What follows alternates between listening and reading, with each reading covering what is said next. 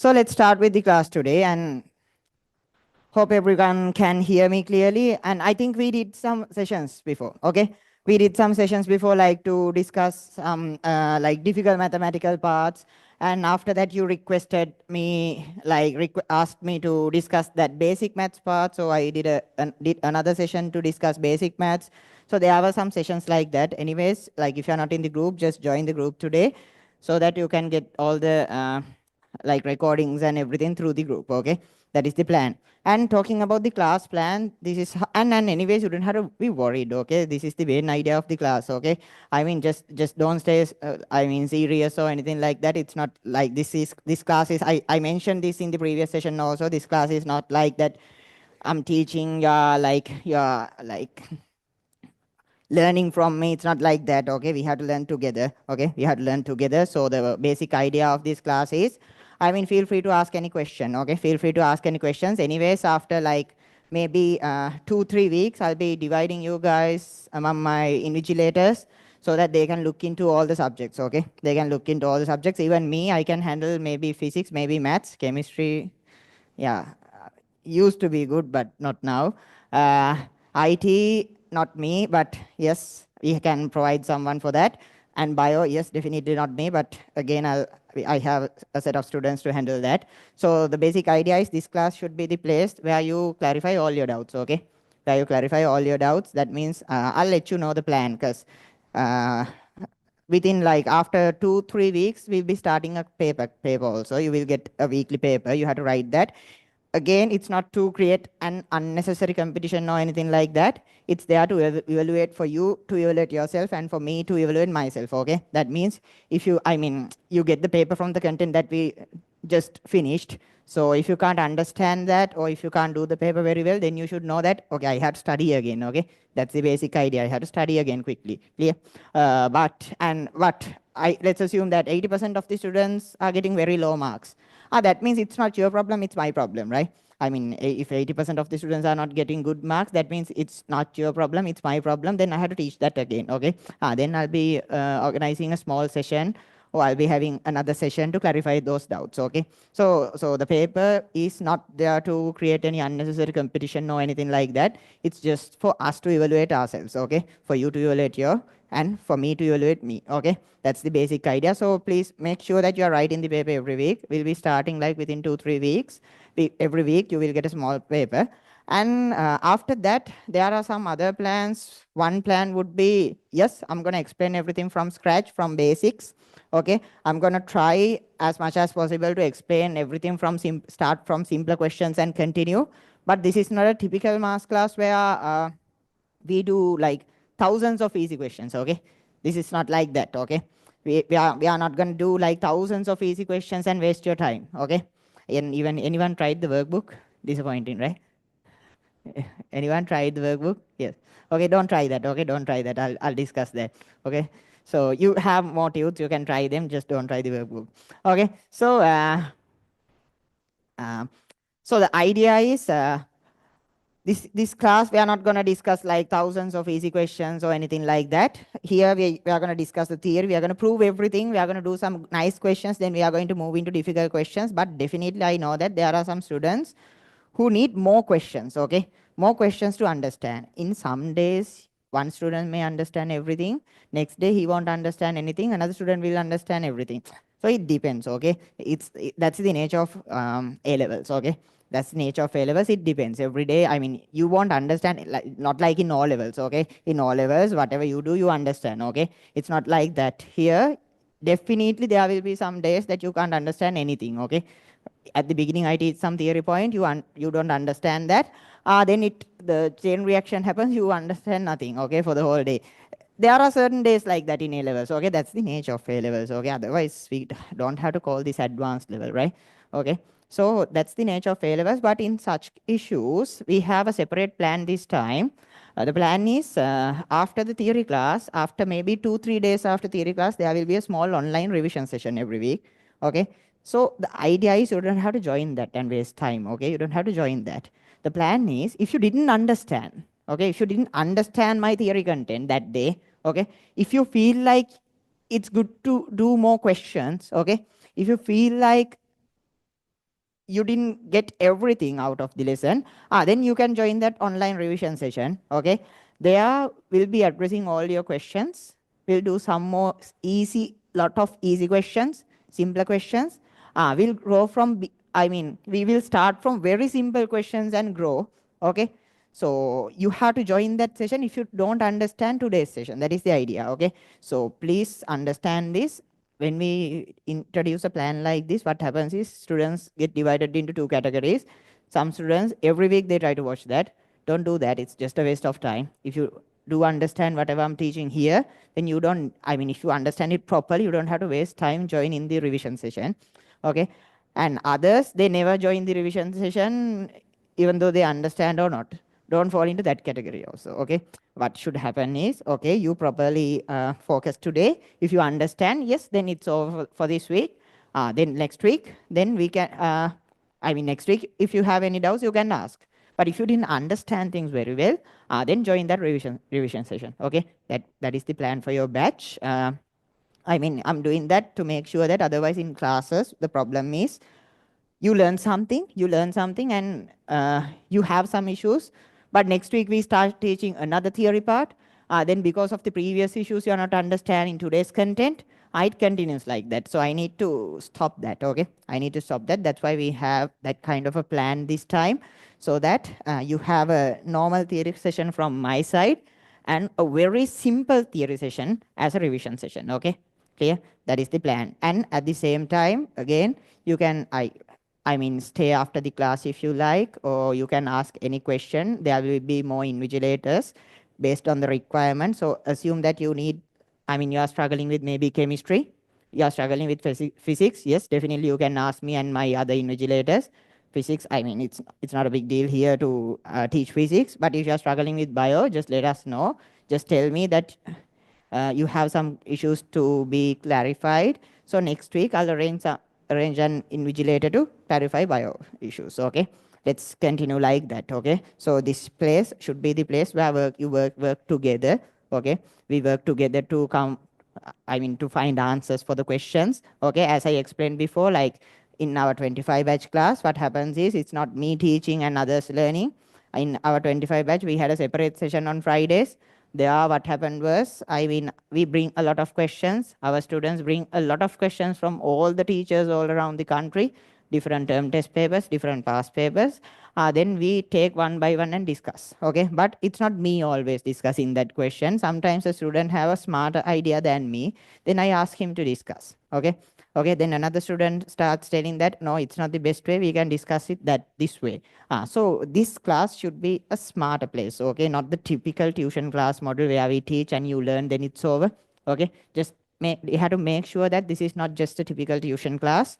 This is where, that's how I mentioned that in the previous session also. That's how we used to learn. Okay, that's how me personally used to learn.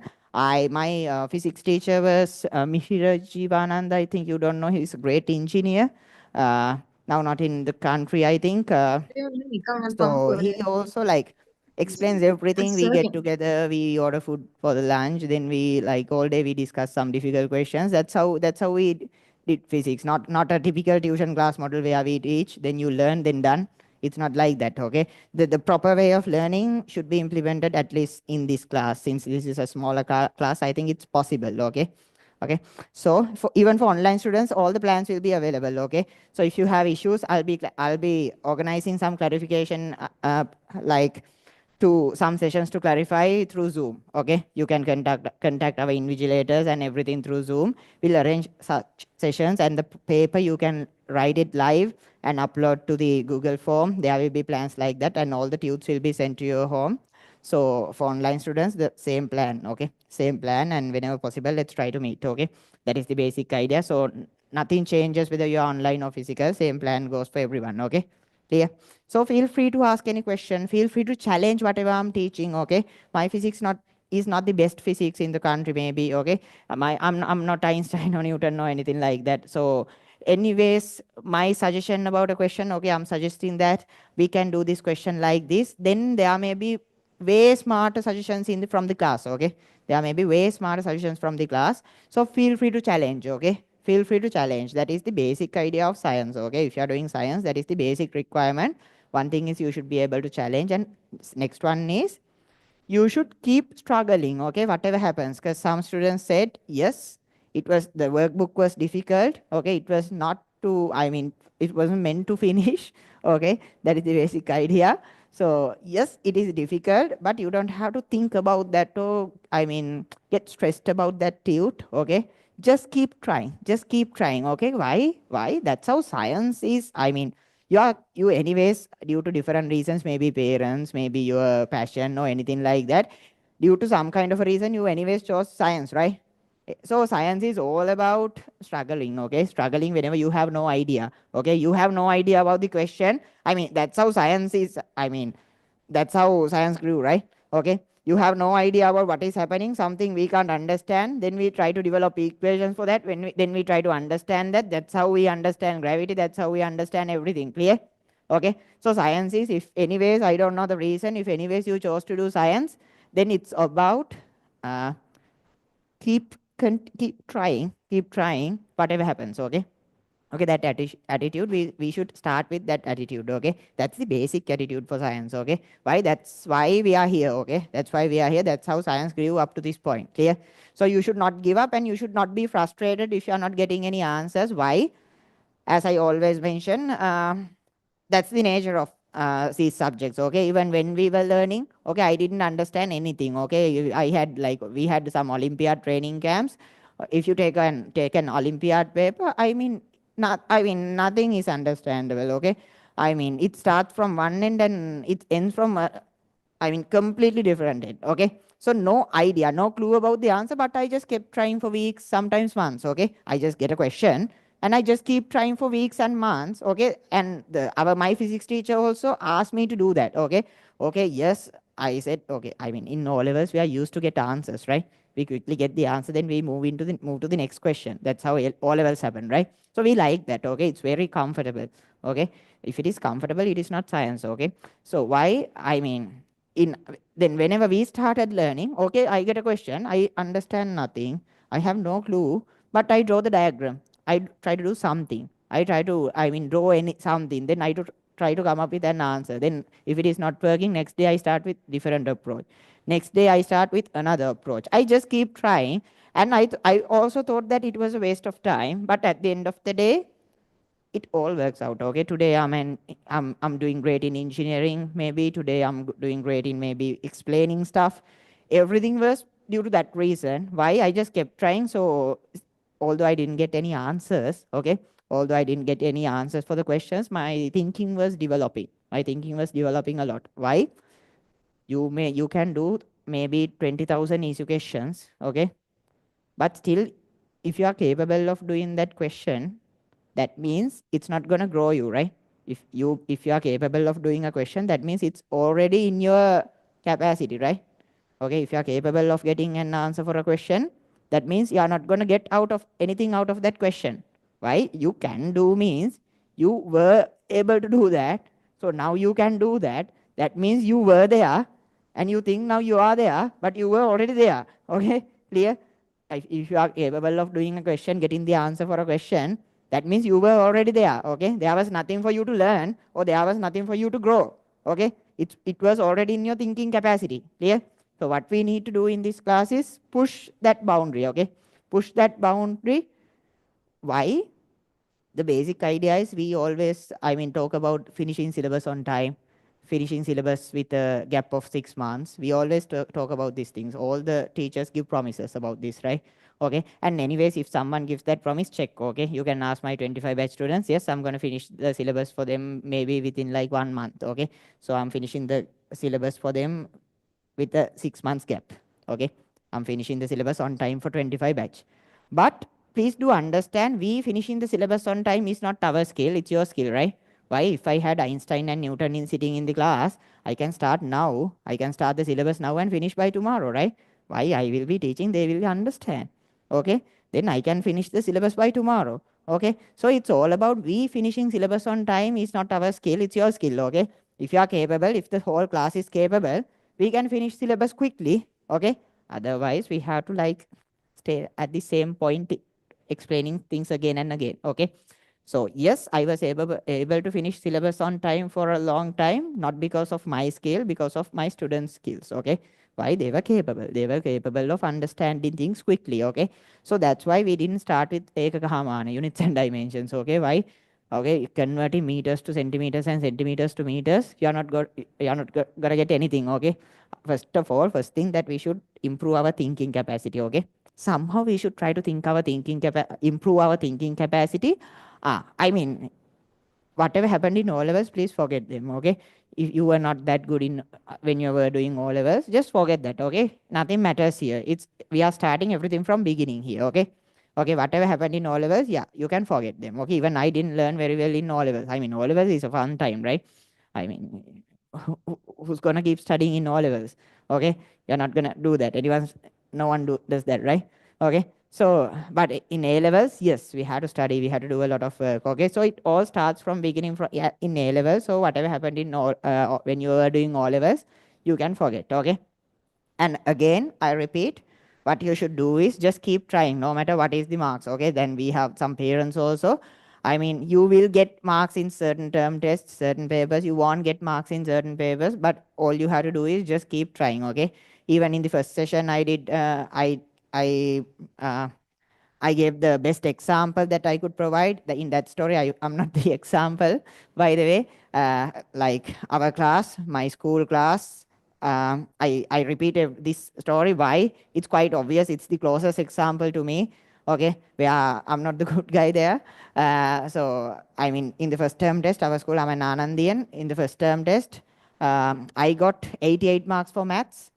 Tarusha got 40 something for maths. Okay, huge gap. I was the section first, I was the class first. Okay, I was a big deal. Okay, but yes, I was the section first and class first until 4 terms. But in fifth and sixth, this guy passed me. Okay, this guy passed me, and he ended up being island first. Okay, he ended up being island first with the highest Z score as I know in the history. Okay, it's 3 point something. Okay, huge Z score. Okay, so Tarusha passed me in the fifth term test, and fifth and sixth term test he passed me. He started from here, I started from here.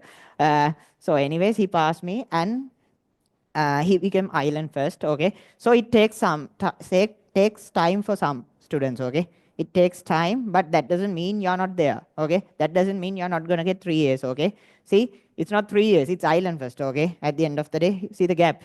See the gap. Okay, I think I had the gap between our marks were more than 100. Okay, you have only 3 papers, 300 marks overall. The gap between me and Tarusha was close to 100, something like that. But see, I can remember, I explained this also.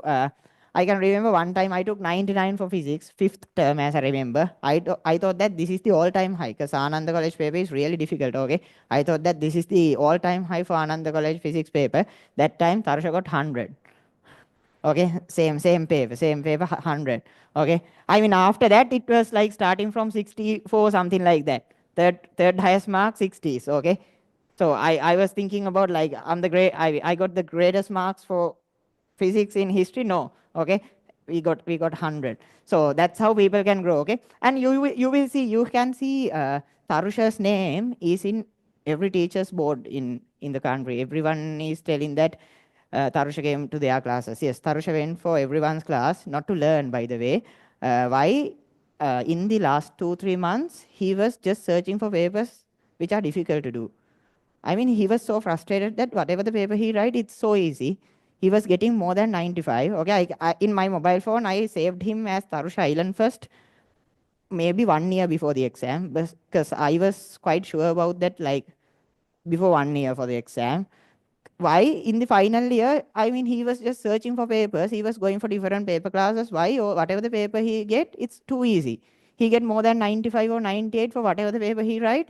Okay, now he don't have any papers to do. So he just keep going to classes. That's why you can see Tarusha's name in every mass class in the country. Okay, you can find like 10 or 15 different teachers telling that Tarusha came to our class. Why? Yes, I personally know he went to everyone's class searching for difficult papers. Okay, but he didn't found any. Okay, that's how you grow. Okay, that's how you grow. Why he was there? The basic idea is he was not ready to give up. Okay, I mean, he always learned from someone. He learns from me, he learns from the next guy, he learns from the maybe someone again, and from the class teacher, everyone, maybe last guy of the class, everyone, he learned something, okay? He had that attitude of learning, continuous learning, okay?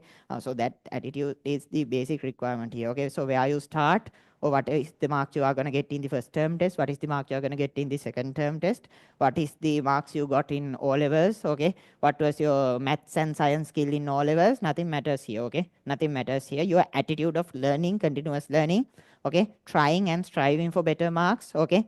This continuous process and this, this nature of not giving up, that's what you need to continue in science, okay? Nothing else, nothing else. So you can't get frustrated if you are not getting answers for any question. You can't get frustrated if you get good, you won't get, if you are not going to get good marks for 1 or 2 papers. You can't get frustrated if you're not getting any, you're not getting any marks for first term test, okay? You're not going to get frustrated if you on the way, if your O-level results are not good, okay, you're not going to get frustrated, okay? Why? That's the basic requirement of doing science, okay? We always fail, but we somehow try to figure out the better way, okay? Okay, so as together, okay? It's not easy, I know. That's why we have an invigilating panel. That's why we are, this class should be like, everyone should be friends in the class, okay? This class should be a place where you try to clarify all your doubts, tell your problems, okay? Then we try to somehow go through those issues, and somehow, as a whole, we should try to develop everyone's marks, okay? I repeated that our class,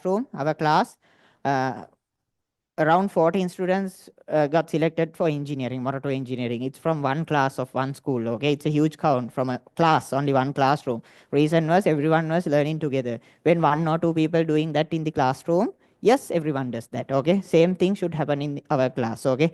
In the last 2-3 years, from a very small class, from small classes like this, we were able to bring, more than 20 students into district top 50, okay?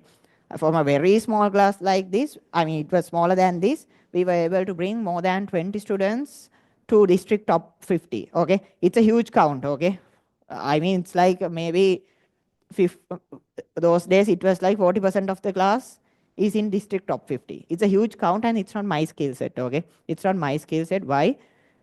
On the way, a lot of people here will be better than me in physics, okay? It should happen. Anyways, it should happen, right? Why?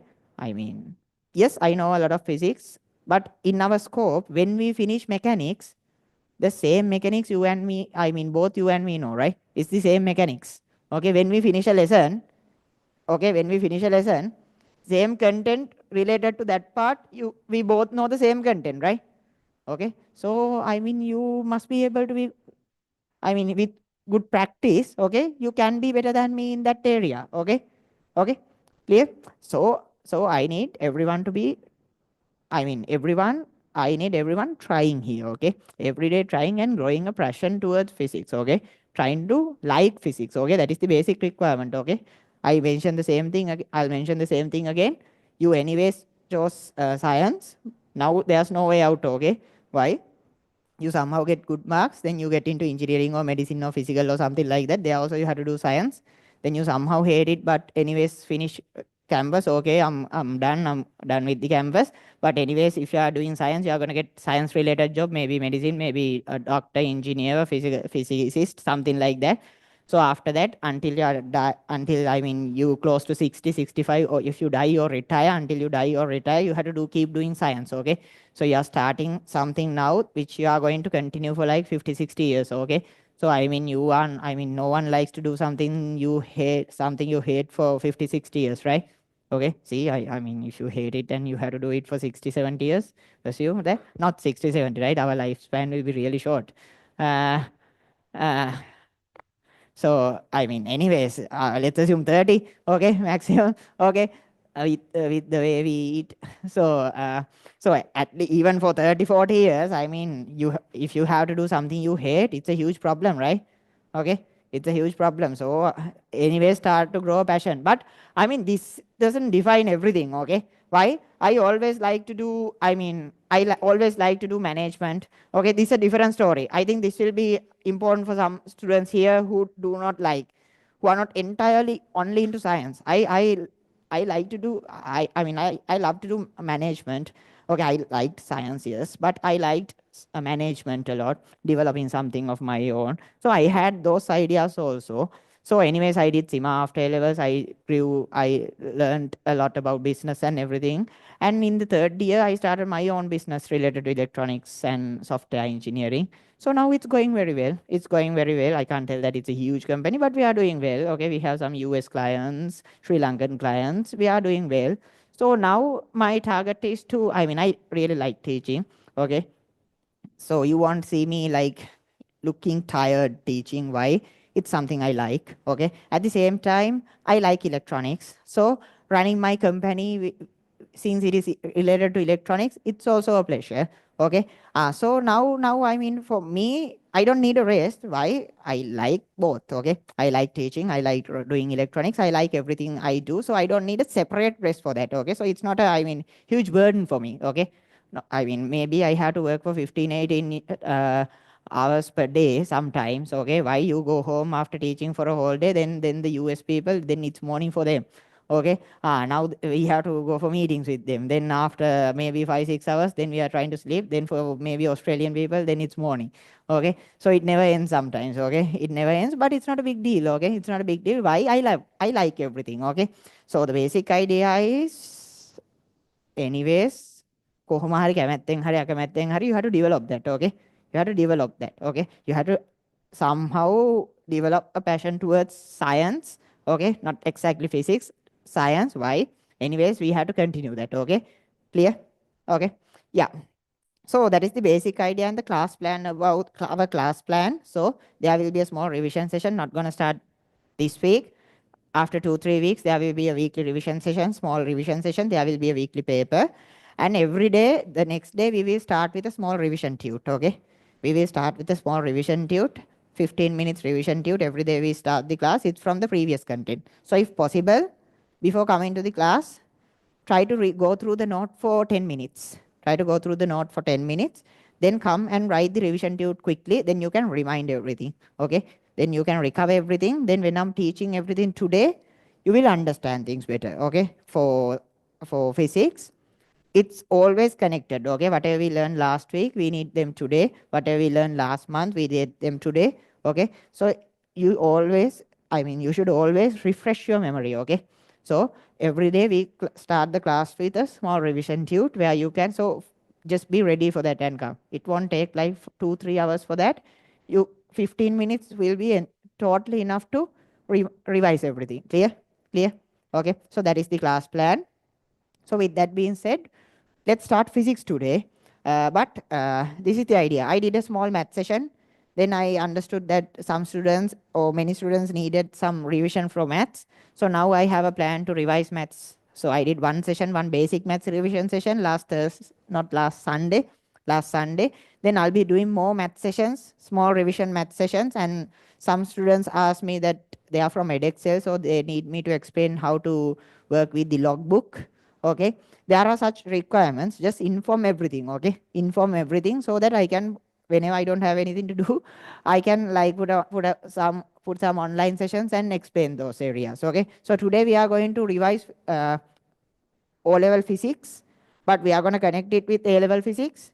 Then today we'll see how it goes. Then after that, just let me know if you need some physics revision sessions also. Okay, so this month our target is not to learn everything from beginning, anything new. This month our plan is to recover whatever we learn from all levels, recover them.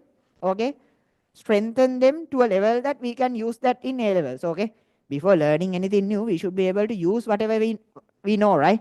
So this month our main plan is strengthen our O-level knowledge, O-level maths, physics knowledge to a level that we can use them properly in A-levels. Clear? That is the basic idea. And if there's anyone who did a Sinhala plus English medium class, you have the Sunday class. Okay, Sunday 2 to 5:30, there's another class. Same schedule, same plan, everything happens.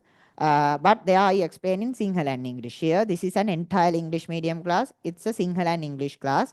So for some students, even English medium students, they understand well when I explain in Sinhala and English both. Okay, for some students, they understand well when I explain only in English. Okay, so it depends. So if you like, you can join both classes. All the recordings are available in the group. and you can check them. Okay, check them and choose the correct class. Okay, and if you miss the Thursday class, you can join the Sunday class. If you miss the Sunday class, you can join the Thursday class. Anyways, you can watch the recording if you miss any class. Okay, so it goes like that. Okay, so let's start with physics today. That is the basic class plan. And don't worry, okay? Whatever happens, we will do like start everything from very simple questions. Okay, we will explain everything properly. It's not going to happen like for today, okay? Today it's again doing some complex physics parts so that I can check whether you can understand them or not, okay? So just don't be afraid about that. When we are teaching the content, we teach from scratch. From easy questions, we continue here now. Last week and today what we are doing is not teaching anything from beginning. We are just doing difficult questions which are one step ahead from your O-level knowledge. So last week and this week the target is teaching you how to use your knowledge in much difficult questions, okay? In much difficult questions. That is the basic idea for last week and this week. So just don't worry about that. When we start teaching the theory content, we start from very simple questions and continue. Clear? Okay? For last week and this week, it is not the plan. Okay? We discuss some difficult questions and check our knowledge and check what are the revision sessions that I should do before starting physics. Okay?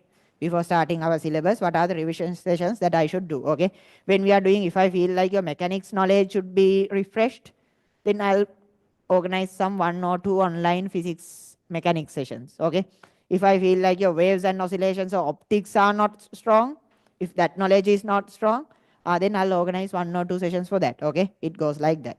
Okay, so quickly, let's start with this question number 20 of your tute. Question number 20. It's again today also the plan is to do a lot of questions. Question 20.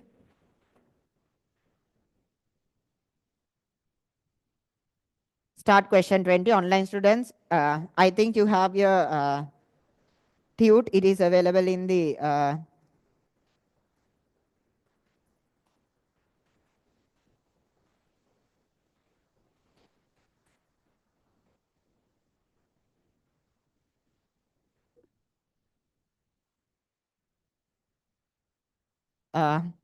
it's available in the WhatsApp group and Zoom chat, but let us know if you can't find that. And also if you need to join the group, or if you need the tute, or if you are having any trouble in the Zoom session or YouTube live session, if you have any issues related to that, those sessions, just quickly contact this number.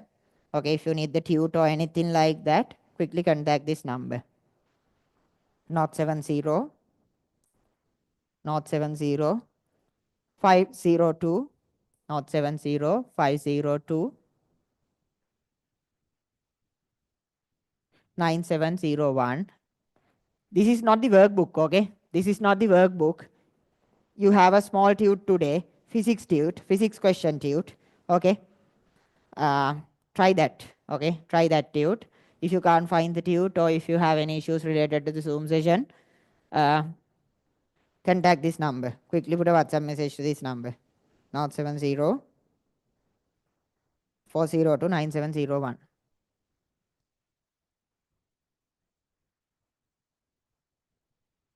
And I mean, you will, anyways, every week you will get more questions than, I mean, it is possible to finish in the class. Why? Some students are really capable, they can finish questions quickly. For them, just don't wait, just finish the whole tute, okay? Just finish the whole tute, okay? If you can quickly finish the question numbers that I give, just don't wait until I discuss, finish the whole tute, okay? Try to finish the whole tute, okay? So every week you will get more questions to do. Why? Some students can quickly finish them, okay? So when your capacity gets increased, you will be able to finish more questions in the class. Then you don't have to go home and do anything, any homework. Quickly try to finish whatever you have in the class. Try to quickly finish the whole tute within the class time if possible. Otherwise, just slow and steady, try the questions that I give.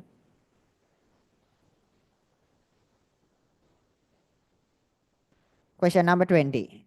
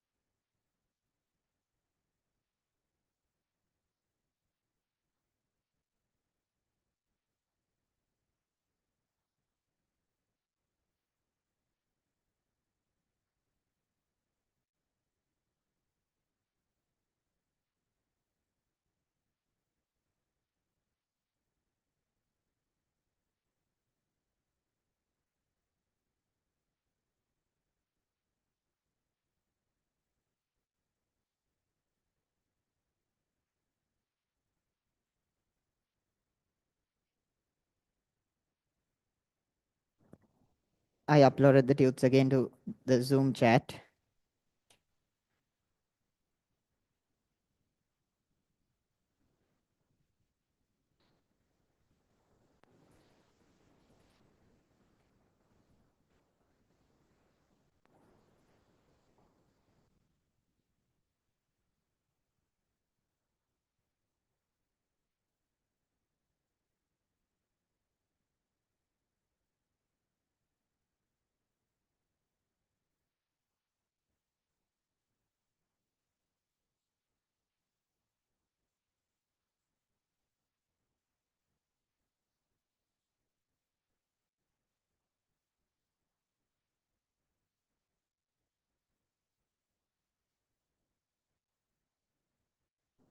And feel free to discuss, okay? Discuss with your friends. If you have any suggestions, just let me know.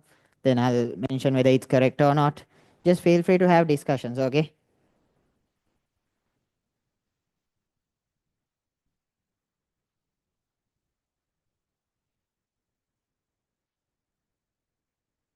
Check your method and check your method with, evaluate your method with your friend's method. Check whose method is better, okay? Then try to ask. I mean, whenever I discuss a method, whenever I mention a method, ask how did you think about that method. Whenever your friend suggests a method, ask how did you think about that method, okay? Just, I mean, keep discussions, okay?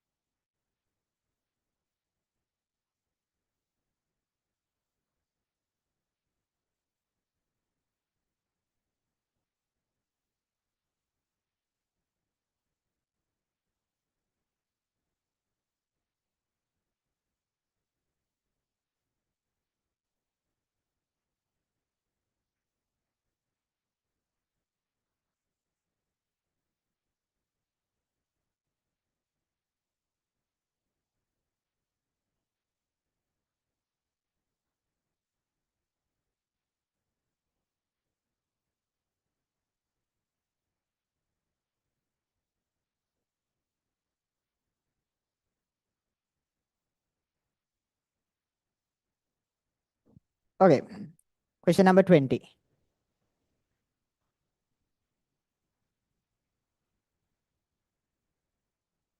The radius is 40. Radius of the path is 40. Velocities are 1 meters per second, 1 meters per second, and 5 meters per second. 1 meters per second and 5 meters per second. The question is,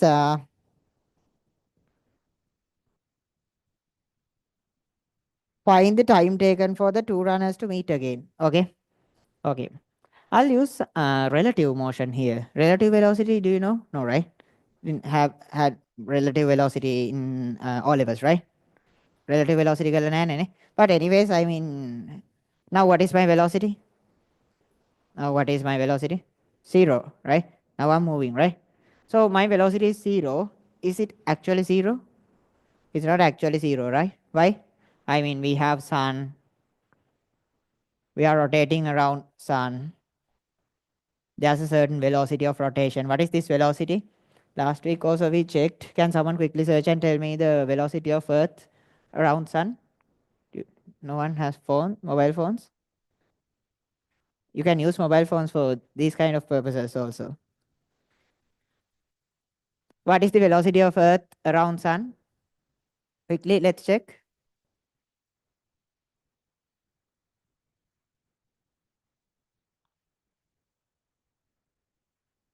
Sorry? Around 30 kilometers, right? It's, yeah, 30 kilometers per second, right? It's second, right?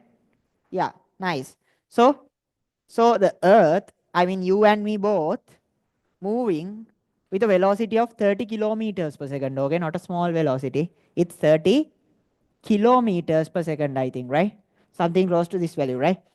So you are telling that my velocity is 0, but I'm on Earth. So Earth is moving with a velocity of 30 kilometers per second. So my actual velocity is 30 kilometers per second. Clear? But that's not all, right? That's not all. Why?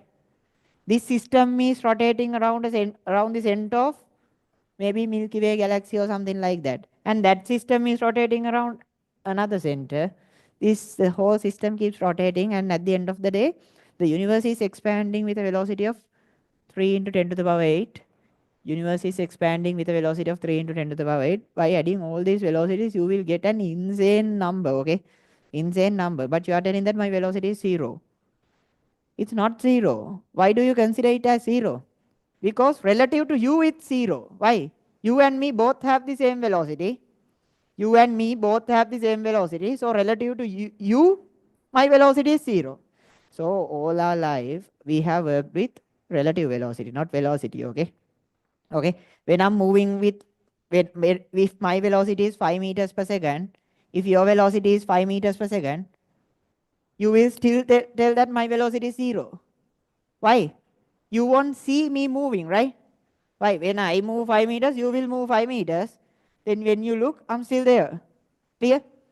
So still relative velocity is 0. So I'm not actually stationary. Okay. I'm not stationary.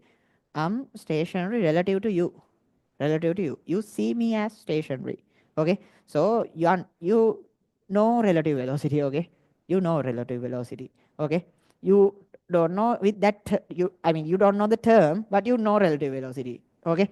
So here this question also we can use an approach related to relative velocity, right? How? We can take the relative velocity.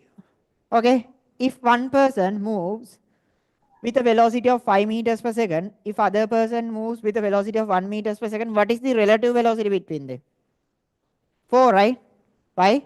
In 1 second, this guy moves 5 meters, this guy moves 1 meter. What would be the gap? Gap would be 4 meters, right? Gap will be 4 meters. Clear? So relative to this guy, this one is moving with a velocity of 4 meters per second. Is that clear? That's the whole idea of relative velocity. Clear? That's the whole idea of relative velocity. Clear, everyone? Okay. So we can do something like this. Uh, I'll take this one as A. I'll take this one as A. This one as B. A and B. Uh, I'll take the world relative to A. I mean, you are always talking about a world relative to you. That means I'm stationary relative to you. There's a vehicle moving with a velocity of 5 meters per second relative to you. You see everything relative to you. Clear? But the actual velocity of the vehicle is not 5. It's hundreds of kilometers plus 5. Okay? Clear? So here we can approach the question using relative velocity. How? tell me, I'll draw the world relative to A. What is the velocity of A relative to A? Tell me the velocity of A relative to A. 0, right? Why? Your velocity relative to you is always 0. Why? When you move and you look, you can't see you, right? Clear? Clear? So your velocity is always 0 relative to you. Why? Whenever you look, you are there. Clear? Clear? So you will never see you moving. Clear? Okay. So your velocity, A velocity of A relative to A is 0, right? Clear? Clear? Okay. Velocity of B relative to A? Velocity of B relative to A? 4. Clear? Velocity of B relative to A? 4. So this is the perspective of A. This is the perspective of A. Relative to A is not moving. Relative to A, B is moving with a velocity of 4 meters per second. Now tell me, when will A meet B again? A is not moving. B will move a whole circle and return here. Then A will see B again. Clear? This is the relative system relative to A. Clear? When B moves a whole circle and return, then B will see A again. Clear? So what you have to do is, what is this circle? You know that the velocity equals distance or displacement over time, right? Or we can tell speed equals distance over time, right? Then time equals what? Time equals distance over velocity, right? Distance over speed. So what is the distance that we have to travel? One full circle, right? One full circle. Clear? So we have to travel a distance of 2 pi r.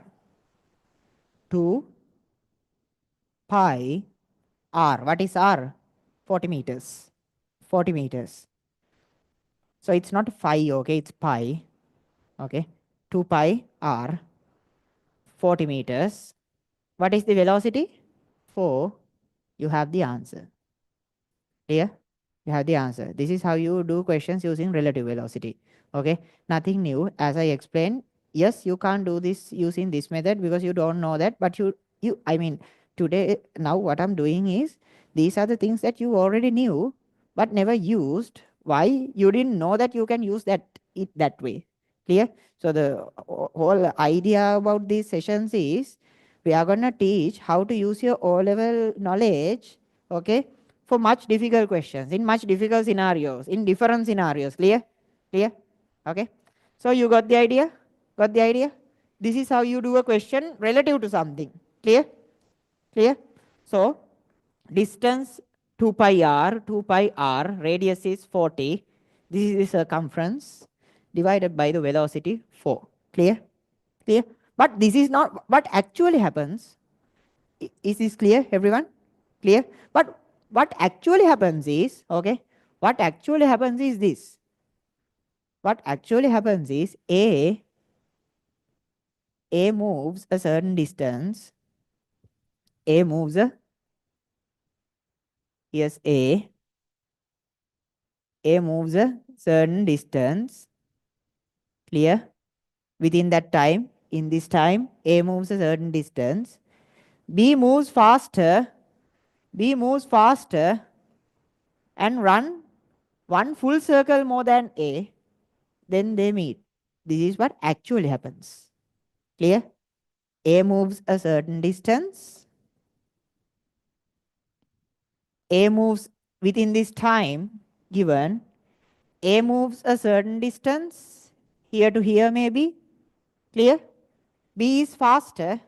So what B goes faster than A. So what B does is, B run quickly. Okay, B run quickly. B run quickly and it runs this distance plus one more full circle to meet A. Clear? So you will get the same answer. See? So if I use this method, let's check whether our answer is correct or not. let's take something like this. Distance traveled by A, SA, SA. Distance traveled by A, SA. SA equals what? SA equals, what is the velocity of A? 1 meters per second, right? There, velocity of A, we know that velocity, displacement or distance equals speed into time, right? Speed into time, clear? Distance equals speed into time, clear? So what is the speed of A? 1 meters per second. This is clear, right? Displacement distance equals speed into time. What is the speed of A? 1 meters per second. Speed of A, 1 meters per second. Clear? Time T. Clear? What is the distance traveled by B within the same time? What is his speed? 5. 5 meters per second. Time taken T. Clear? They will meet, okay? They will meet when SA plus 2 pi r equals SB, right? Why? A moves a certain distance, B moves that distance plus full circle. So when SA plus 2 pi r equals SB, A and B will meet, right? Clear? So what is SA? 1 into T. SA is 1 into T. Here I have 2 pi r. Radius is 40. What is SB? 5 into 5 into T. So you will get the same answer, right? You solve this 5t minus 1t, then you get 2 pi 40 2 pi 40 equals here 1 5 into t minus 1 into t, you get 4 into t, then you get t equals what? 5 into t minus 1 into t equals 4 into t. Here you have 2 pi 40, then you have 2 pi 40 2 pi 40 over 4. Same answer. Same answer. See, this is the normal approach. This is the relative velocity approach. Still, it's the same answer. Clear? Clear, everyone? Okay. Next, you can try question number 21. Try question number 21.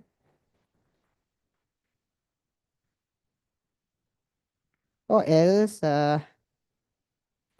try first of all, try question number 29 maybe. Question number 29. Try question number 21. You can write this and try question number 29. And if you need me to explain again, just let me know, okay? Try question number 29.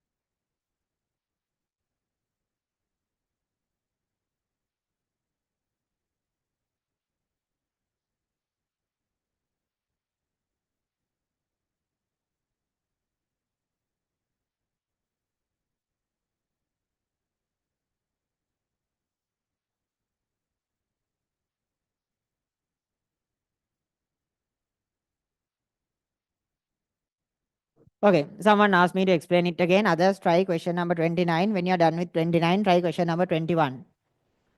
When you're done with question number 29, try question number 21. Clear? After 29, you can try question number 21. Uh, so this is the idea. I'll explain the concept of relative velocity again. Uh, I think a simple example will be, I'll use a simple example. But again, if you understood, that's how the class goes, okay? Some students need me to explain things again. Others don't need, so they can try the questions. They don't have to waste time listening to the discussion.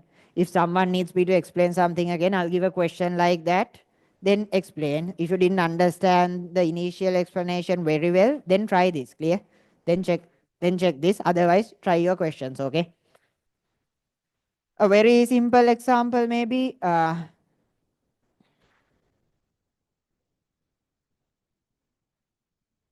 There's a person here.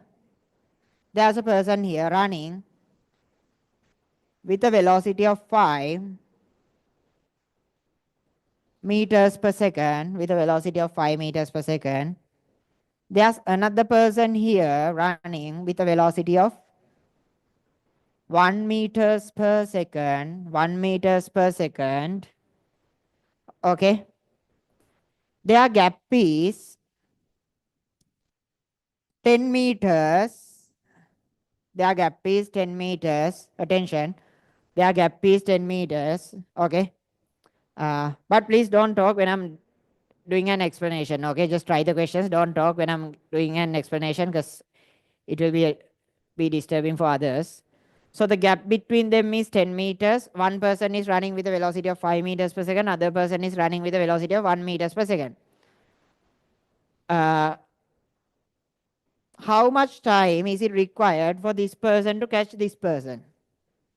If we do this question using relative velocity, it's like this. Person A is here. Person B is here. A is here. B is here. Gap between them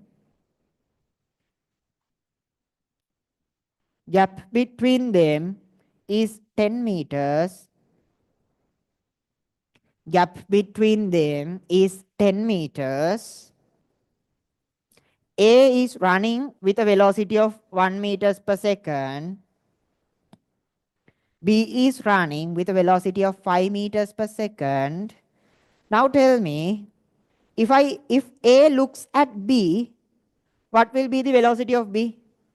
If A looks at B, what will be the velocity of B? 4, right? Why? When A moves 1 meter, B moves 5 meters, right? B moves 5 meters. Clear? So their gap will be decreased by 4. When A moves 1 meter, B moves 5 meters, right? Then their gap will be decreased by 4. So the velocity of B relative to A is 4. When A looks at B, okay, A sees that B is moving with a velocity of 4 meters per second. Clear? So in the relative world, B will be moving with a velocity of 4. And in the relative world, B need to move 10 meters to catch A. Then the time required for this process is distance over speed. Clear? Distance over speed is time. What is the distance? 10 meters. What is the velocity? Relative velocity 4 equals 2.5. Clear? That's how we do questions using relative velocity. Clear? Clear? We always check what is the velocity of the other person relative to me. Okay? Clear? Did you understand the student who asked me to explain it again, online students? Just let me know, did you understand this concept of relative velocity? What actually happens is A moves, B moves, gap keeps decreasing, then at one point B catches A. But in the relative world, what happens is A is not moving relative to A. B is moving with a velocity of 4 relative to A. Clear? The gap is 10. So the time is 10 over 4. Clear? That's how we do questions using relative velocity. Clear? It's really simple. You subtract the velocity of you. I mean, that's what you do now, right? Why do you call, I mean, attention. Why do you call, why did you say, I mean, mention that my velocity is 0? Why? I'm moving with a velocity of 300 kilometers per second, but you are moving with a velocity of 300 kilometers per second. Why? We both are on Earth. So, to take the velocity relative to you, you subtract this velocity, then you see it as 0. Clear? When we both moving with the same velocity, since I'm moving with a velocity of 300 and you are moving with a velocity of 300, our relative velocity is 0. Clear? That's the concept of relative velocity. Clear? Clear? Understood? Try those questions. Question number 29, then 21, I think.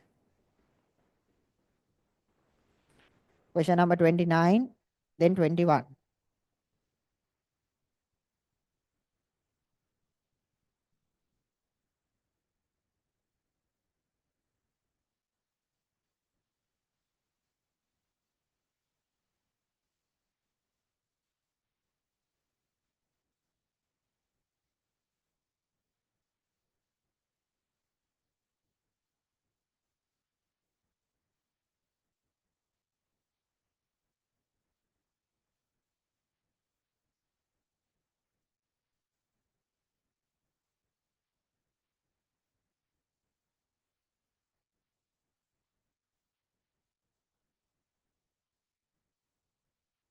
Answer in question number 21, I think it's not 3, okay?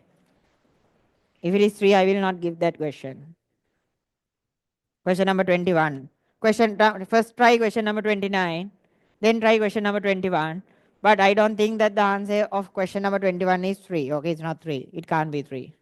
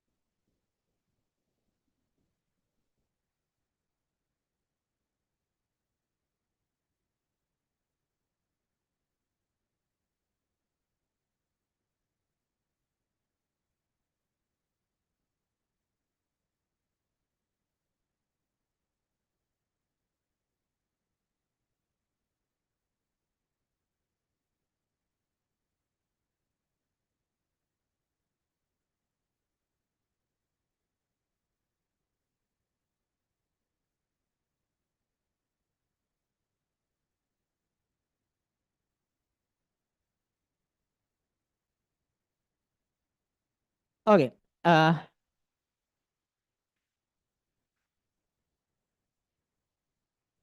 Here, what is the, I mean, what is the only thing that you can use in a question like this? F equals ma, right? It's F equals ma. You had to use, definitely you had to use F equals ma. I mean, our A-level physics is really simple, as I always explain. Why? For one thing, you have only one option.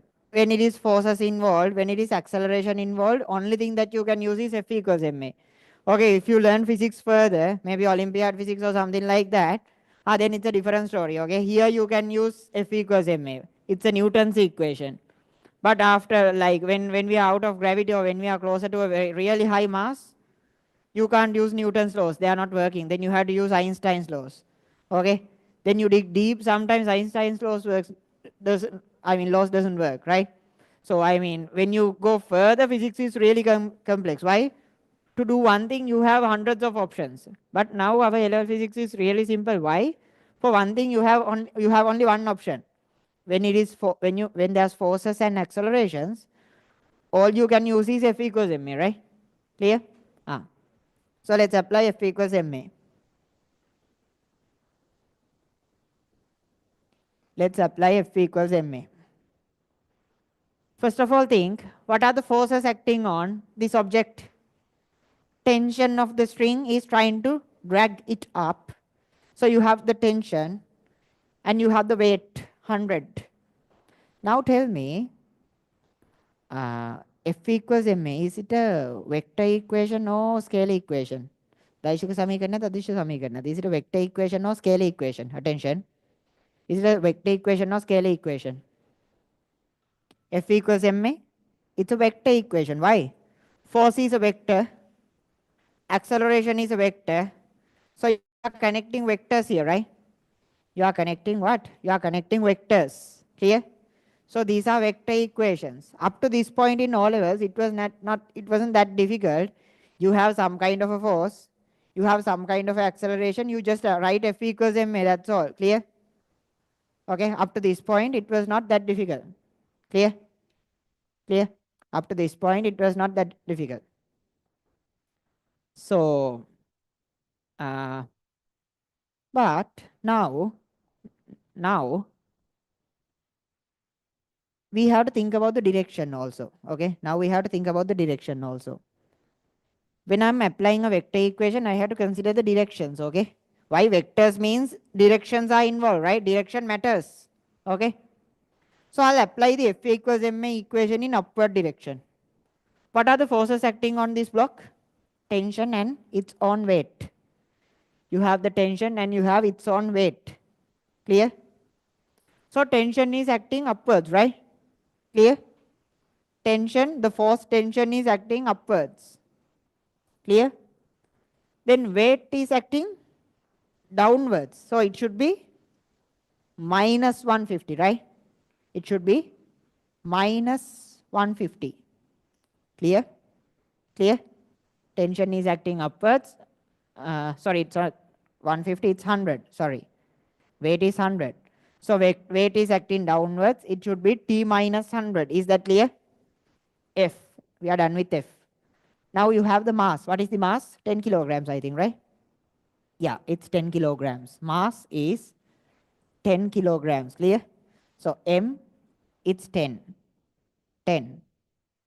What is the acceleration of the object? 15. Acceleration of the object is 15. Clear? Clear?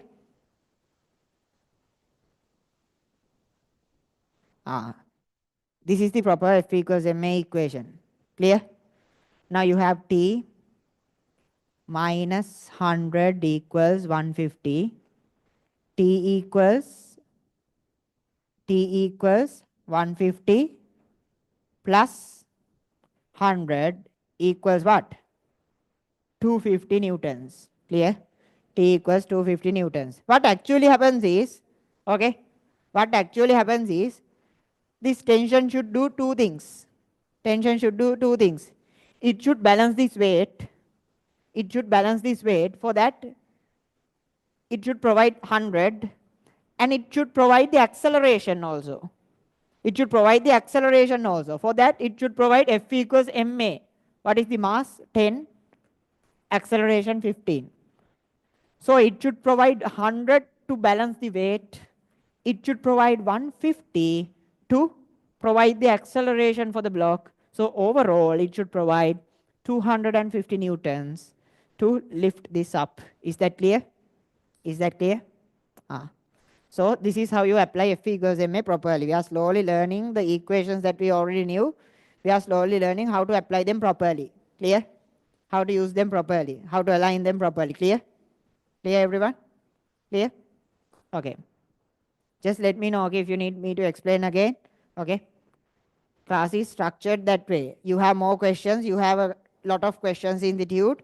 So when someone is trying, when others are trying the question, if you need me to discuss this again and again, I can do that. Okay, I have enough time for that. That's how the class is structured. Okay, so just let me know if you can't understand anything. Okay.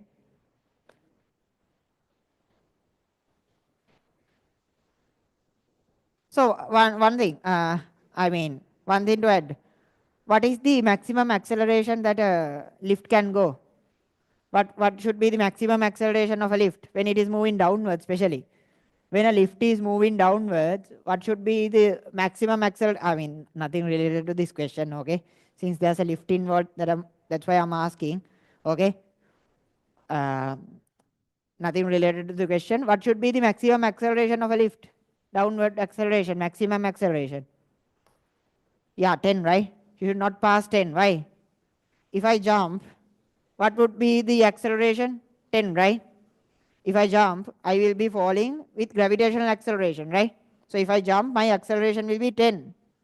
So when I'm falling freely, the maximum acceleration I can get is 10. So if the lift is moving faster than me, you know what would happen, right? Okay. If the lift moves with a higher acceleration, I can't keep up with the lift, right? Clear? I can't move with the lift. Okay. Then I'm gonna collide here. Clear? I can actually remember those days. I can't remember like for like 3 or 4 years ago, the fastest lift was there in Burj Khalifa. Yeah, in Burj Khalifa, Dubai. I was there. I just checked for the acceleration. It was 8 point something. It's not that fast, right? Acceleration 8, it's not really fast, but why? That was the reason, okay? The fastest lift, even the fastest lift can't pass 10, right? If the lift pass 10, the lift will be moving faster than you, right? Or else there's option, they can, tie you to the lift or somehow. Then you will move with the lift, okay? Then you will move with the lift. Otherwise, yes, lift can't pass the acceleration of 10, okay? Clear? Question number 21, try. If you need me to explain this again, let me know.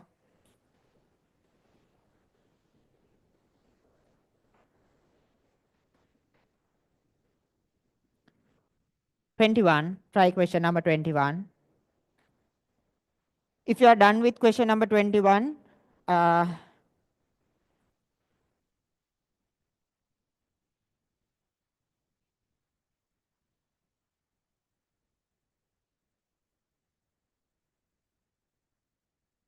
try question number 26. If you are done with question number 21, try question number 26.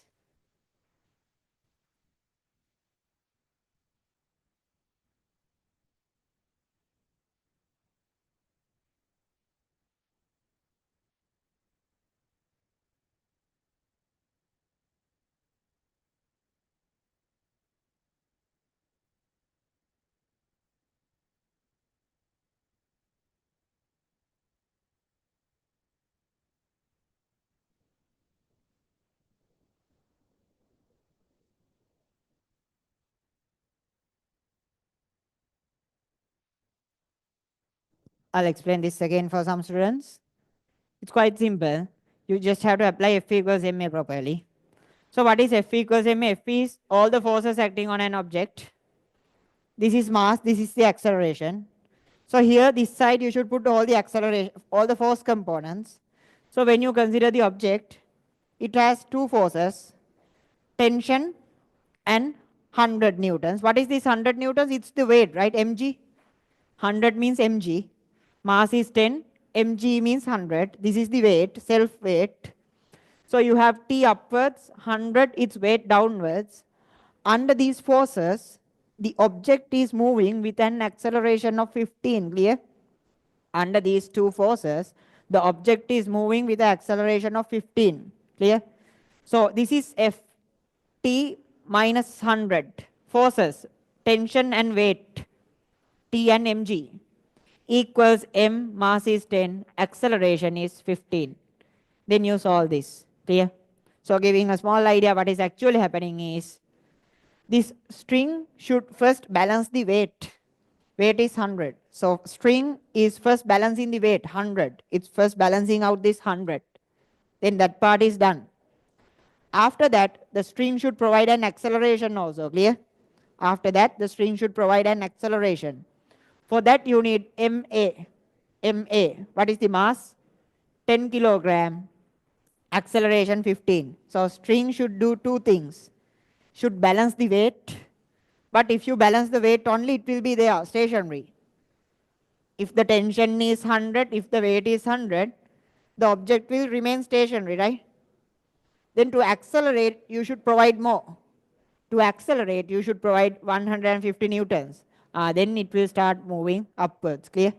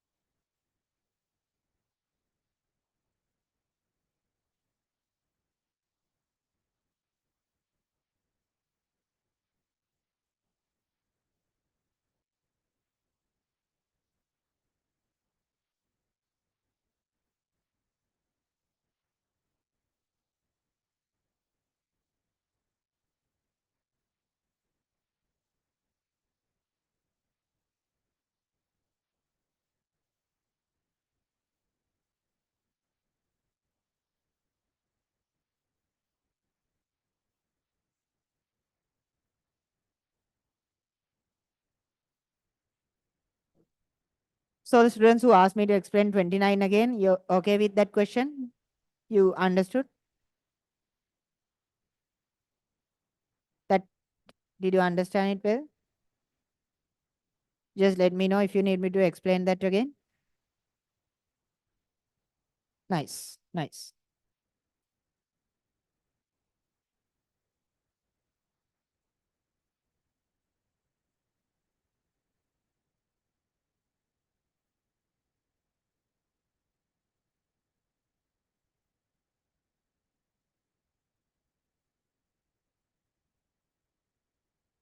Question number 21. What do we have here?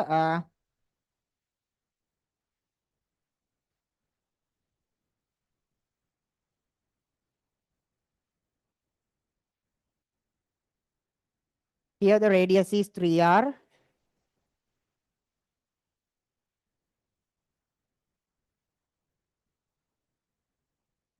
Radius of the object is r.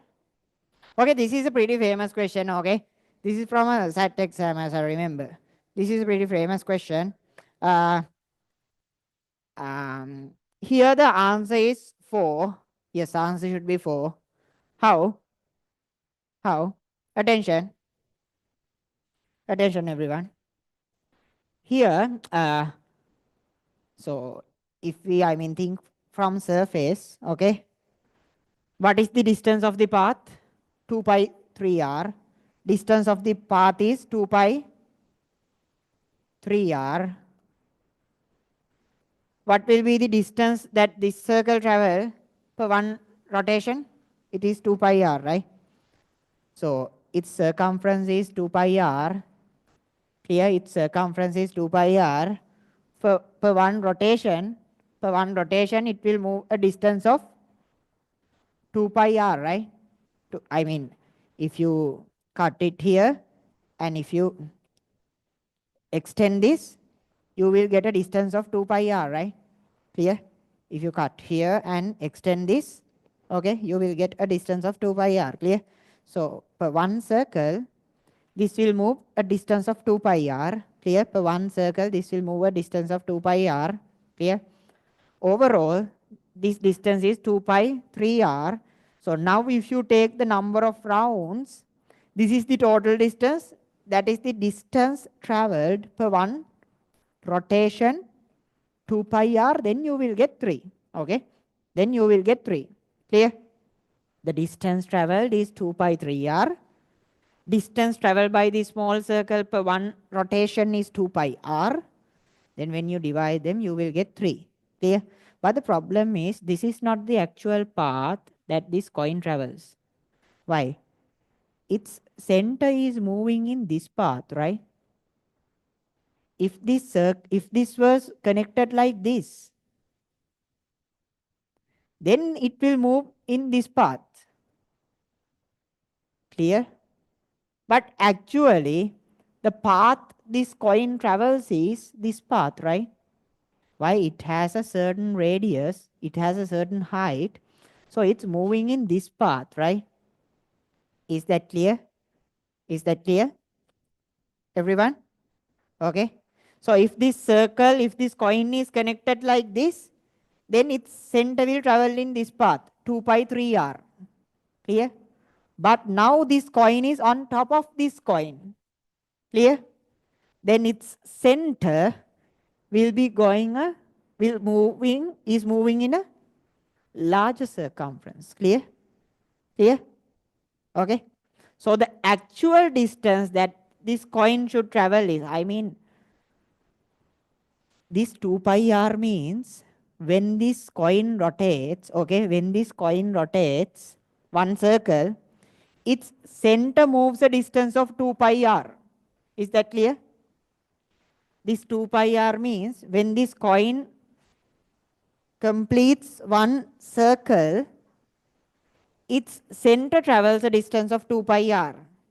So what is required is the total distance of the center. Okay?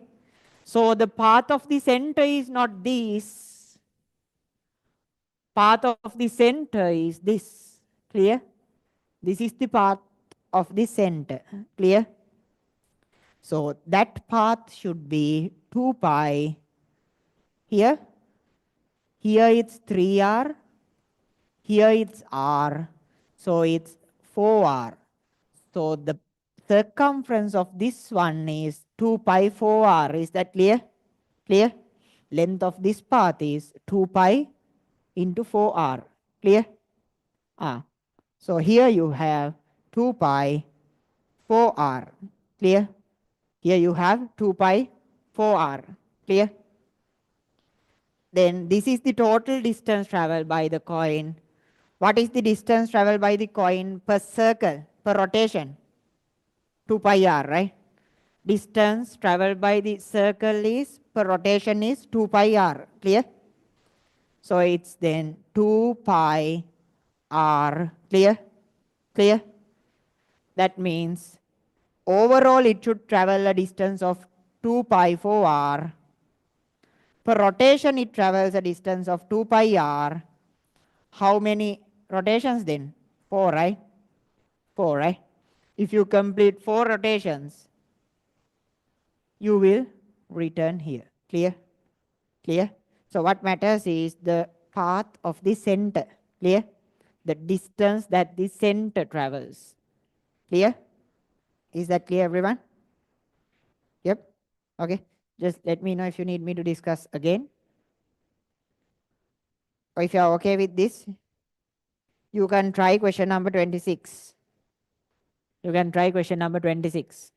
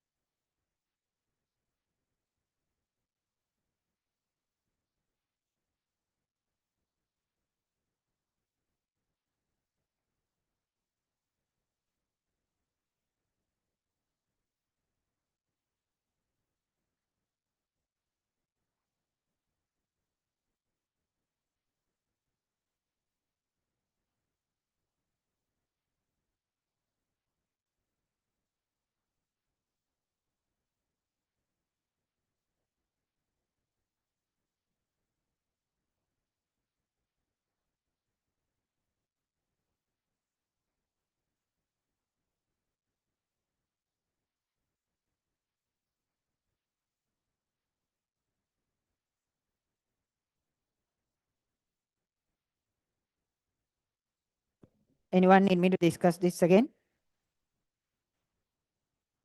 Others, if you're done with the question numbers given by me, just finish the tute, okay? Finish the tute quickly.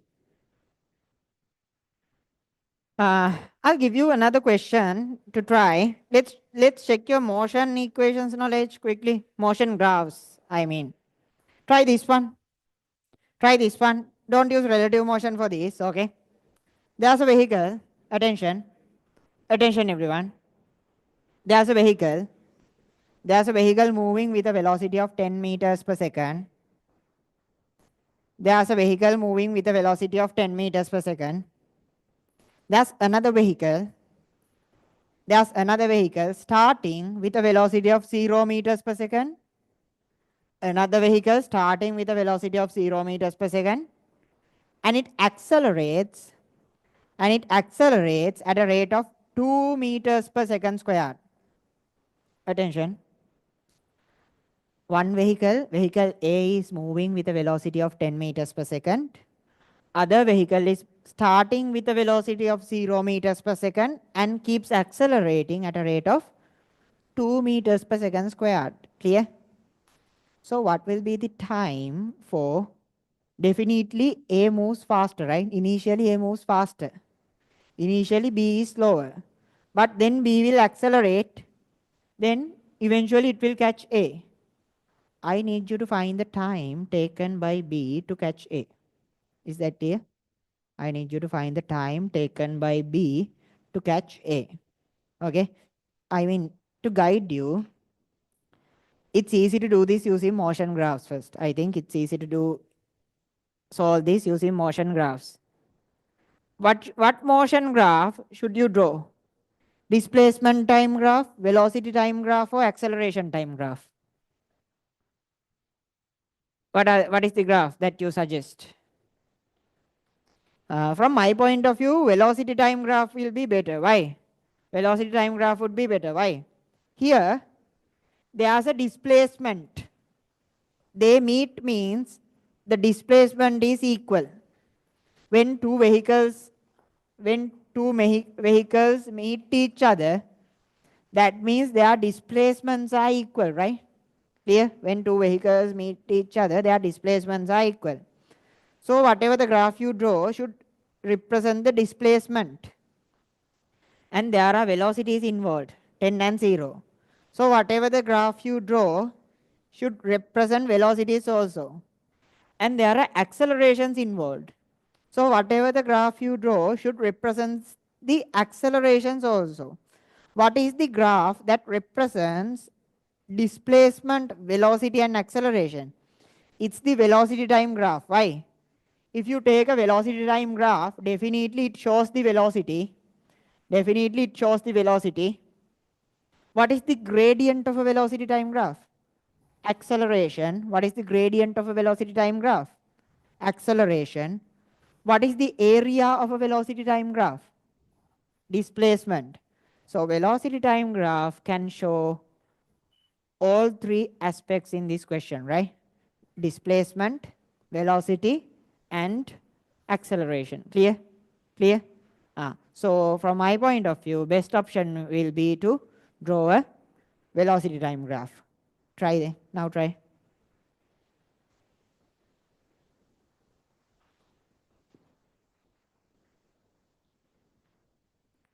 So basic idea is displacement equals means what?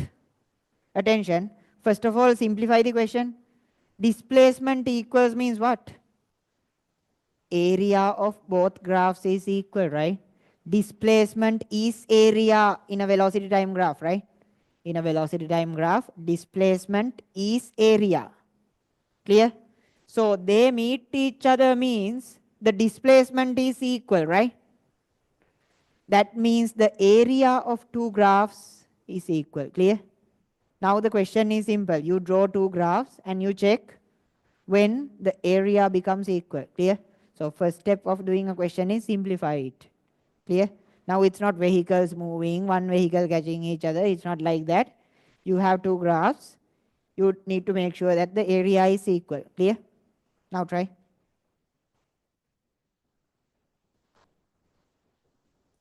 And just let me know about the other sessions that you need me to do, okay? I mean, maybe, yes, I got the correct answer from some online students. So whoever finished the questions given by me, they can finish the tute, okay? They can finish the tute. From 20, the questions are a little bit harder. 20, 21, 22, 23, 24, 25, the questions are difficult. But up to 20, some questions are difficult and some questions are easy. So whoever get the correct answer, you just keep finishing the tute quickly. And I'll provide all the answers for the tutes. And I'll be doing some online sessions to cover the tutes. Okay, let's do it that way. So if you yes, your answer is correct. Online students, whoever mentioned that, you can keep trying.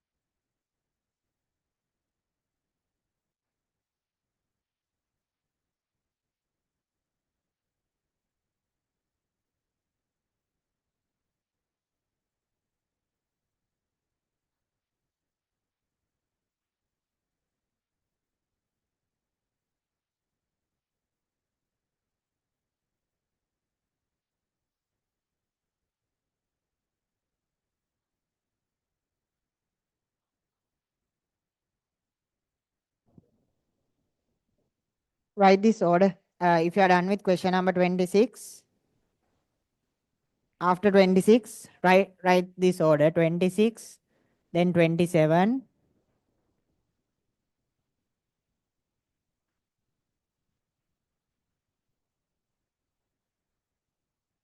17, 17, then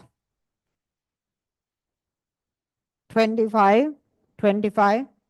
Try these questions in this order: 26, 7, 17, and 25. Try questions in this order after this question.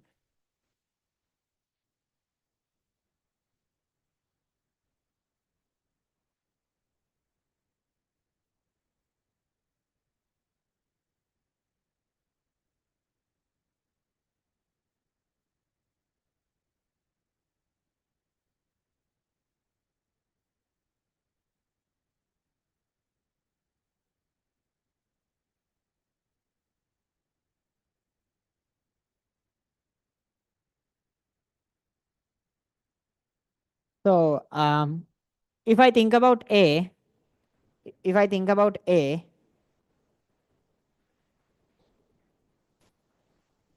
is moving with a velocity of 10, right? So what will be the velocity graph of A? It will look like this, right? It's a constant. It's a constant. It's a continuous 10. Clear? It's a continuous 10. Attention, everyone. Attention. Velocity time graph of A is, it's a continuous 10. Clear? What is the velocity time graph of B? Starting at 0. Starting at 0, but accelerating. Clear? So this is how an accelerating graph looks like, right? Let's assume that they meet each other at this point. This point is not the answer. Be careful, this point is not the answer. Why? When the velocity time graph meet each other, that means it's the equal velocity. When this velocity time graph meet this velocity time graph at this point, velocities are equal, right? Velocities are equal, but displacements are not equal. Clear? So this point, when velocity time graphs meet, the velocities are equal. Clear? But I need to find the time when the displacements are equal. Clear? Okay, let's assume that the displacement will be equal at this point.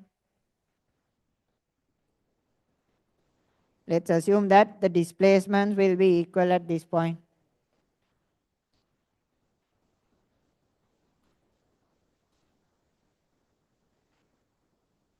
Okay. Now check this. Let's assume that at this point displacement will be equal. Displacements being equal means area is equal, right? What is the area of A? What is the area of A? This is the area covered by A, right?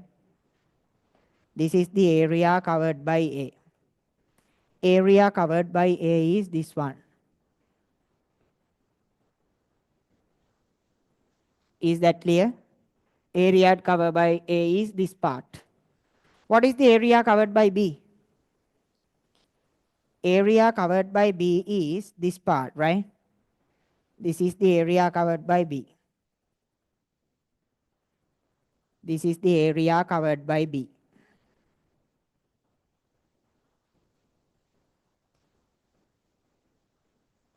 Clear? Clear? When this area, yellow area equal to this area, then they will meet, right? So there's a common area that I can completely forget, right? This part, it's common for both diagrams. Pay attention. This part, it's common for both diagrams. This part, it's common for both diagrams.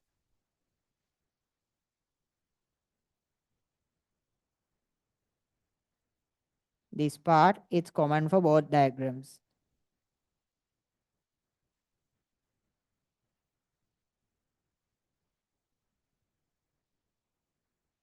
Clear? This part is common for both diagrams. So they will meet when this area is equal to this area, right? Why? The common part I can forget, right? It's equal for both diagrams. Clear? Clear? Red part is common. Then when this area is equal to this area, then they will meet each other, right? So this I can find this point. If this distance is x, if this distance is x, I can find this value. Why? If this is x, y gradient, acceleration is 2, acceleration is 2, acceleration means gradient, right? Acceleration means gradient of the graph, right? So the gradient of the graph is 2, this difference is 10, this is x. Clear? This difference, what is that? It's 10. Clear? It's 10 over x. Is that clear? Clear? Gradient, අනුක්‍රමණය කියන්නේ gradient equals 10 over x. Clear? So x equals 5. X equals 5. Clear? And if this is x, this must be x, right? Why? Attention, these are similar triangles, right? See? Same angle, 90, 90, same angle. These are similar triangles, right? For similar triangles, for the area to be same, base into height must be same. So base must be equal and height must be equal, right? I mean, if two triangles, tell me if two triangles have the same shape, if two triangles have the same shape, if they are similar triangles, okay, for the area to be equal, definitely this length must be equal to this length and this length must be equal to this length, right? Why? Area is half xh. Clear? Clear? Is that clear? So for the if two triangles are similar, okay, and if they look same, for the area to be equal, their base and height must be same, right? Clear? So if this is x, then definitely this is x. If this is h, definitely this is h. Clear? Clear? This is the same triangle inverted here. Clear? Okay. So if this is x, then this part is x, right? That means this is x. This is x means this is x. So what is the total time? 2 into x. Total time, capital T. Capital T is x plus x. That means 2 into x. That means 2 into 5. That means 10 seconds. Clear? 10 seconds. So the time taken for them to meet each other is 10 seconds. Clear? Clear, everyone? Okay. I mean, this is not the only approach, okay? You have hundreds of ways to get the same answer. That's how physics works, okay? Okay? You can use different methods to get the answer. Okay? This is my explanation, okay? That's all. And I'll give you the interval now. I think I should be giving the interval before this time. Anyways, if you need me to explain this again, let me know. If you need me to explain this again, let me know. Then you can try after the interval, you can try these questions. 26, 26, 17, 17,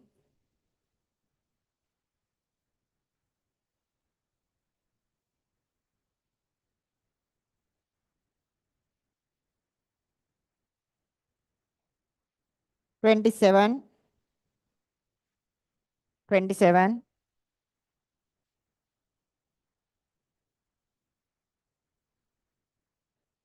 25. These questions are the difficult questions of the tutor, okay? These are a little bit out of your scope, okay? I mean, not out of scope. These are a little bit, a bit, a little bit away than your capacity, okay? The questions that I discussed. So just don't get disappointed or frustrated if you can't get the answer. What I need you to do is just try, okay? Try. Try to do something with the given data set, okay? These are not very comfortable questions, okay? Every question is one step ahead than O levels. So you are not comfortable with these questions, okay? So just don't worry. When we are doing theory, we will explain from simpler theory parts. But for now, what I need you to do is just try. If you can't get the answer, just draw the diagram. Like that, just keep trying, okay? So the time is 10 past 5. Sorry, yeah, 10 past 5. I'll start again at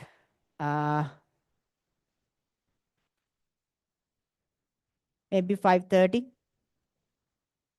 5:30. Okay. I'll start again at 5:30.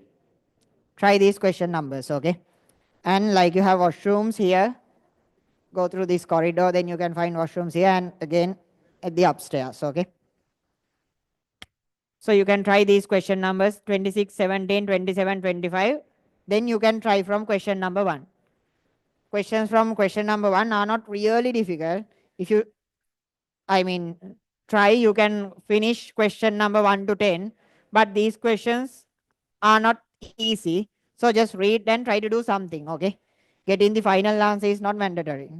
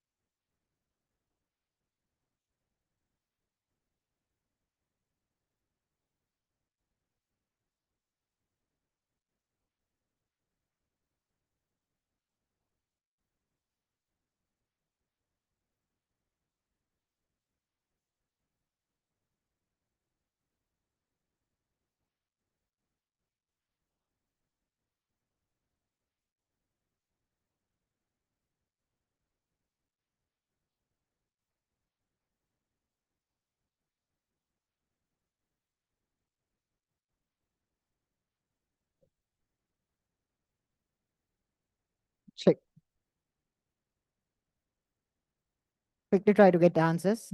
Quickly try to get answers for these questions. Question number 26.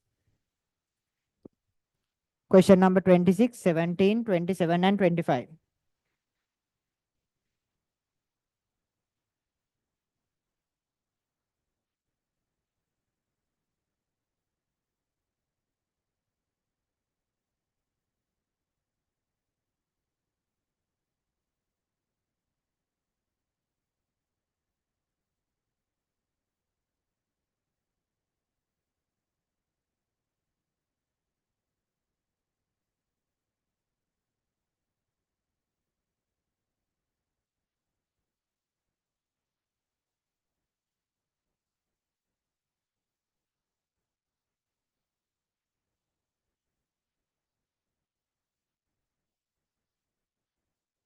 Try to get answers for question number 26, 27, 17, 27, and 25.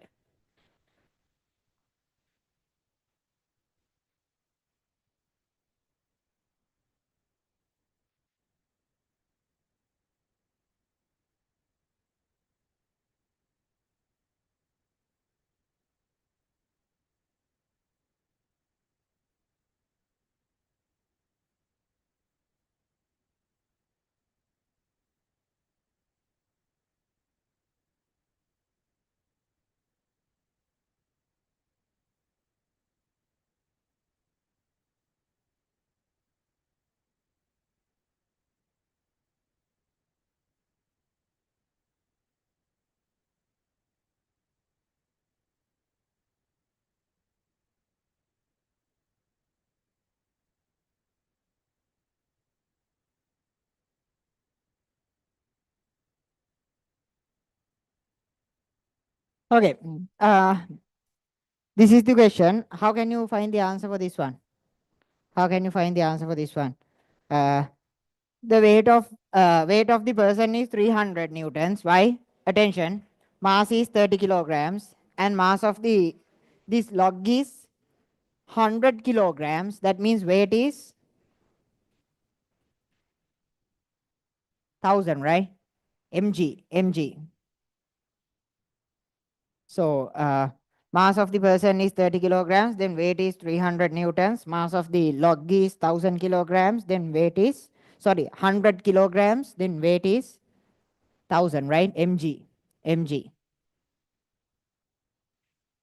Clear? Weight is 1000.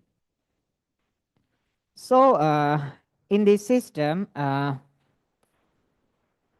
total length of the rod is, okay, it is 100 meters, right? Okay, it's too much, but anyways, it's 100 meters. This length is 100 meters. So how can you, I mean, what is the best way to solve for this? Can you use F equals ma? Can you use equilibrium? What can you use? From my point of view, the best option would be to consider the moment. ගූර්ණ ගන්න එක තමයි හොඳම option එක. The best option is to consider moment. Why? What are the, I mean, let's first of all, let's consider the equilibrium. Equilibrium means upward forces equals downward forces, right?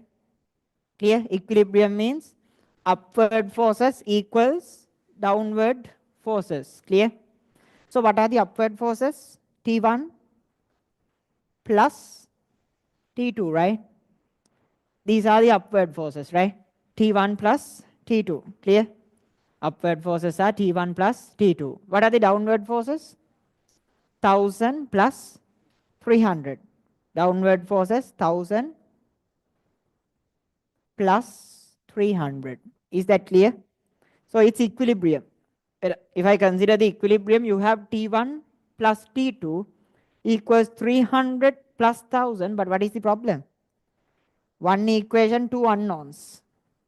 You don't know both T1 and T2, but you have only one equation. Clear?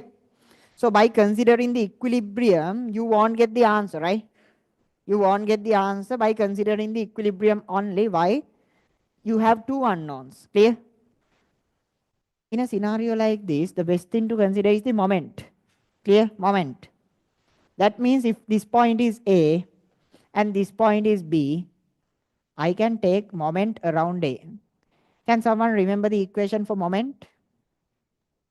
L, what is the equation of moment? Force into distance, right?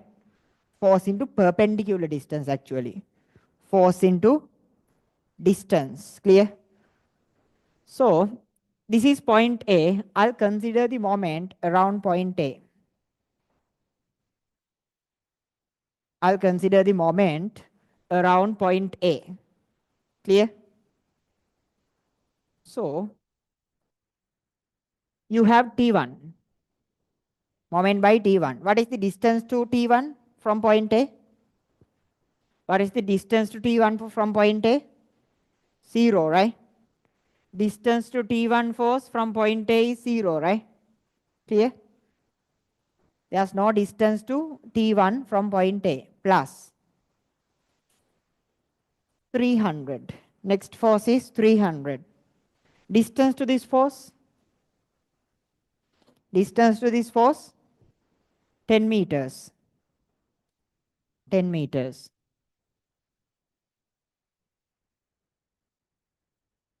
Then 1000.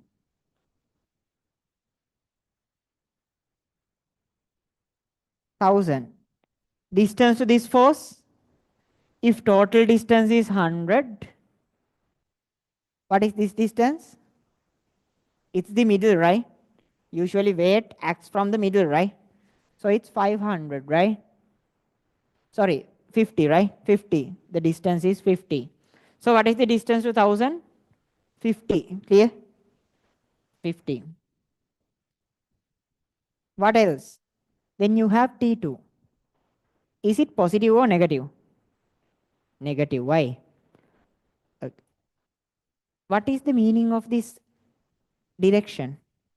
Whatever tries to rotate the system in this direction, I consider as positive. Whatever tries to rotate the system in other direction, I consider as negative, right? That is the meaning.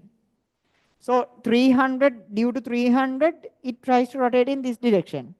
Due to 1000, it tries to rotate in this direction, around A. But due to T2, it's trying to rotate in opposite direction. Clear? So it's a negative moment. Clear? It's a negative moment. Clear? It's trying to rotate the system in opposite direction. So it should be minus T2. What is the distance to T2? 100. 100. 100. Equals what? Equals what? Resultant moment should be 0. Why? When you add all the moments, resultant should be 0. Why? If there's an equivalent moment, it should be rotating, right? If there's a moment to a system, it should be rotating, right? So this system is not rotating, right? That means there's no equivalent moment, right? Resultant moment 0. If there's a resultant moment, it should be rotating. The system is not rotating. That means the resultant moment should be 0. So the sum of each moment should be 0. Clear? Now you can solve for T2 directly. Why? This is 0, right? T1 into 0, 0. Then I get 3000 plus here I get 50,000 equals, I'll take this one here to that side. T2 into 100. So I get T2 equals what? T2 equals here 500, here 30, 530 newtons. So that's why you learn moment, okay? That's why in all levels, I again repeat, we learn these concepts individually. We never use them in one question, okay? Now you should understand. Okay, Mali. Now we should understand why we learn these things, okay? In certain scenarios, you can't apply F equals ma. In certain scenarios, you can't just consider equilibrium. You are out of data. You are out of equations. Clear? Okay? In such situations, you can use moment. Clear? In such situations, you can use moment. Clear? Clear? That is the idea. So T2 equals 530 newtons. Okay? And it makes my life easy. Why? When I take the moment around A, T1 disappears. Then all I have to find is T2. Clear? Clear? Now, now we can find T1 using this equation. Why? T2 is 530. T2 is 530. Here I have 1300. T2 is 530. Here I have 1300. Then what is T1? What is T1? 770, right? 770, right? Check my calculations. Is that correct? Okay. Is that clear? Now you can check whether T1 is correct or not. How? Take the moment around B. Check. Write the equation for moment around. This is the equation for the moment around A, right? Is that clear? This is the equation for the moment around A, right? From A, 300 into 10, 1000 into 50, T2 into 100. This is the equation for moment around A. If I take the moment around B, I can find T1 directly, right? Clear? If I take the moment around B, I can find T1 directly and I can check this answer. Clear? Now try that. Try that.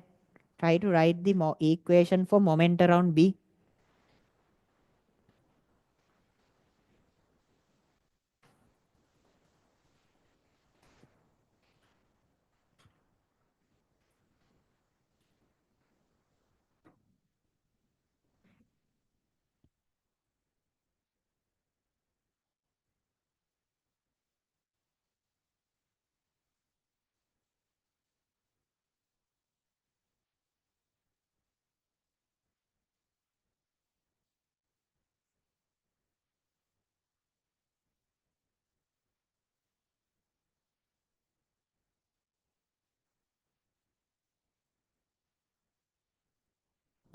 I'll repeat it for anyone who need to me to explain it again.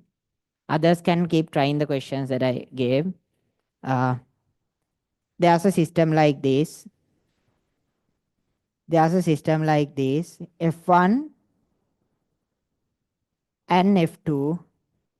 F1 and F2. There's a system like this. F1 and F2. This is point A. This is point A. This distance is X. This distance is X1. This distance is X1. This distance is X2. This distance is X1 and this distance is X2. I take the moment around A. I take the moment around A. What is the meaning of this direction? This is the direction of rotation. Clear? So you take this pencil. F1 tries to rotate the system in that direction. So the moment by F1 is F1 into X1. Moment by F1 is F1 into X1. Clear? F1, force F1, distance X1.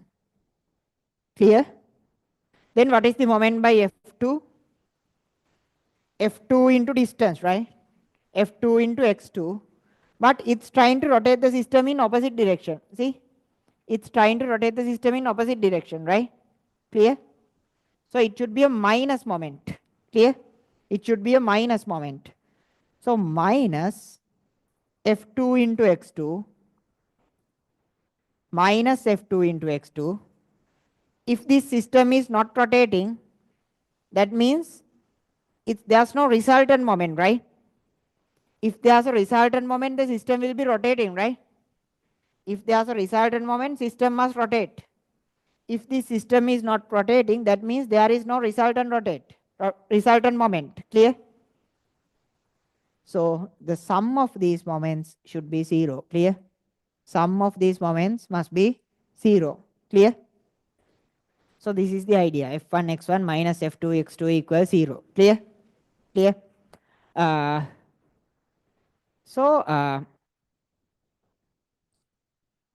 Here, same goes here. Pay attention. Same goes here. I take the moment around A. There's a force of 300, distance is 10. So 300 into 10. Then there's a force of 1000, distance is 50. 1000 into 50. There's a force of T2 but in opposite direction. So T2, distance 100, sum is 0. Why the system is not rotating? Clear? Clear? Now is that clear? So some online students also asked me to explain it again. Is that clear now?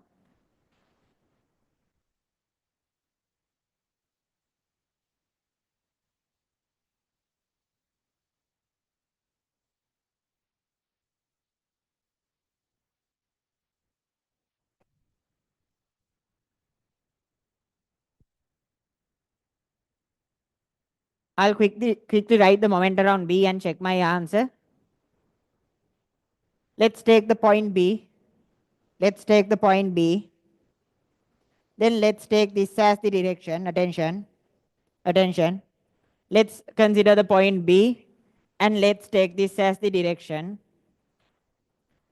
You have T2. Attention. You have T2. Distance to T2 is 0. Distance to T2 is 0. Then you have 1000. It's trying to rotate the system in this direction.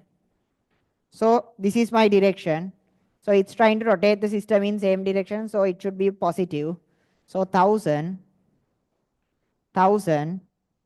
Distance is 50 meters. Distance is 50 meters. Then you have 300. Then you have 300. Distance for this 300 is, total distance is 100. This is 10. Then this should be 90. The distance to 300 from point B is 90. So 300 into 90. Then comes T1, but it's in opposite direction. Why? Due to T1, it's trying to rotate in opposite direction. See, it's trying to rotate in opposite direction. So it should be minus moment, right? It should be a minus moment. So minus T1 into distance is 100 meters. Distance is 100 meters equals 0. Whole system is not rotating, so the resultant moment is 0. Clear? Now this term is 0. You can divide the whole equation by 100. Then I take T1 towards that side. Then I get T1 equals here 500 plus here 270. That means 770 Newton. So our answer is correct. Our answer is correct. See? Clear? That's why we learn moment, okay? In certain scenarios, we can't work with forces only. We can't work with equilibrium only. In such scenarios, we need moment. Clear? So everything we learned in all levels, it's for a reason, okay? It's for a reason. It's to connect these things and solve issues or solve different problems. Clear? Clear? Try question number 17 quickly.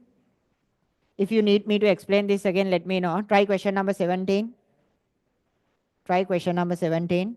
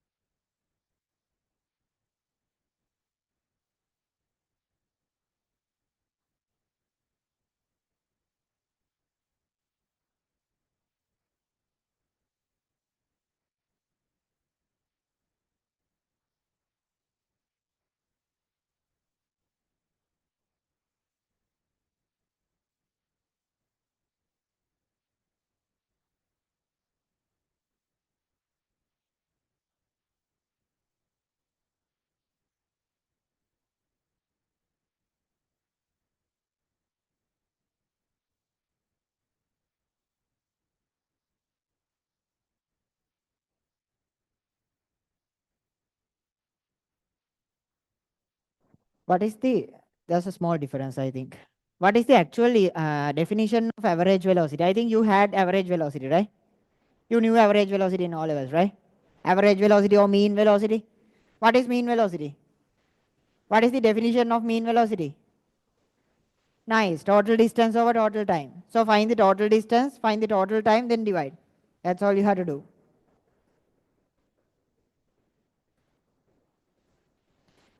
Do we have enough data for that? Let's check. Yes, you have enough data. Yeah. Yeah. Find the total distance, find the total time, then divide. Okay. That's the that's the fundamental equation of mean velocity. Okay. Total distance over total time. Try to find that.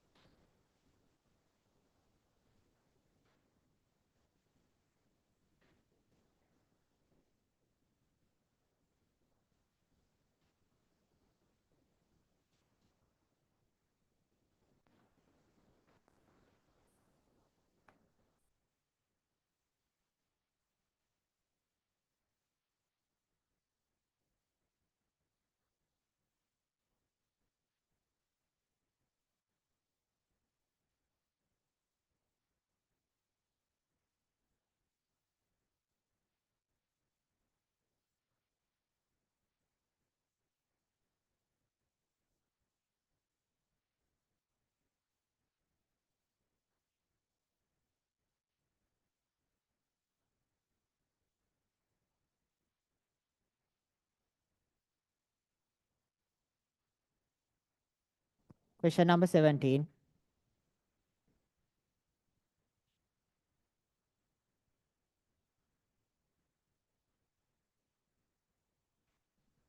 There are different answers online. Some answers, one or two answers are correct, but check your answers.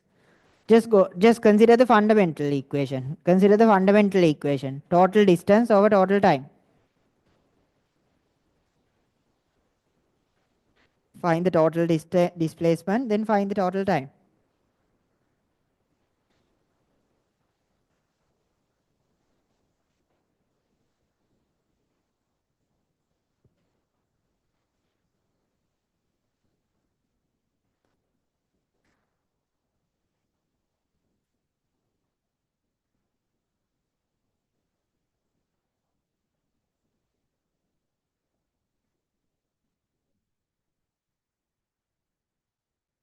And I think we have to give holidays next week, right? I mean, it's a standard, but I mean, for other classes, I'm not planning to give holidays. You're not going to do anything useful in this week, right? Anyways, we'll see. But anyways, like it's a standard, so you have to give holidays next week. So class will be starting next week, the week after that. But just let me know, like, if you need me to discuss anything, or maybe if you need a physics revision or something like that. I know that you don't need anything. Uh, but if you need, I mean, if there's any requirement as such, just let me know, okay? Uh,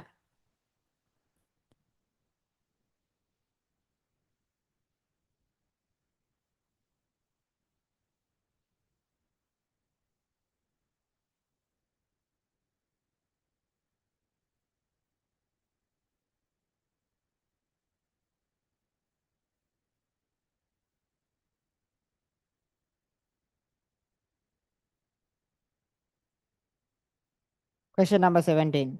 And like just I mean just grow some interest into science. Okay, if you are continuing with science, it's a fundamental requirement here.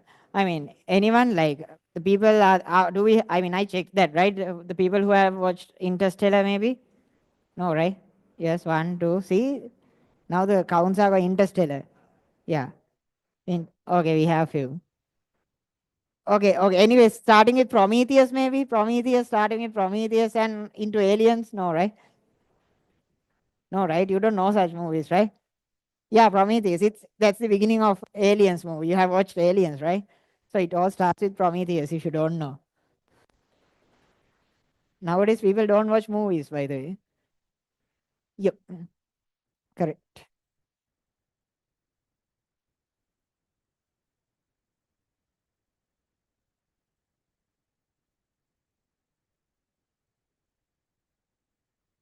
And there's a lot happening in science. Maybe like anyone, like who are the people who saw like the heavy boost, like Elon Musk catching the heavy boost, not Elon Musk, the system catching the heavy boost.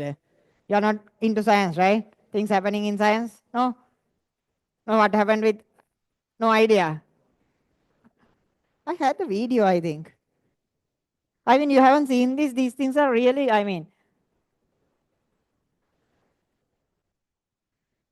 science is evolving, but you have no idea, right? I mean, these things are, haven't you seen?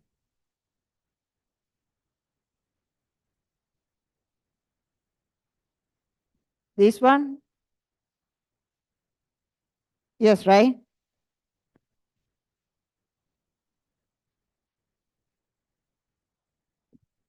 So this is how science evolves. I mean, previously we had to send the rocket and forget about the rocket. It never comes back.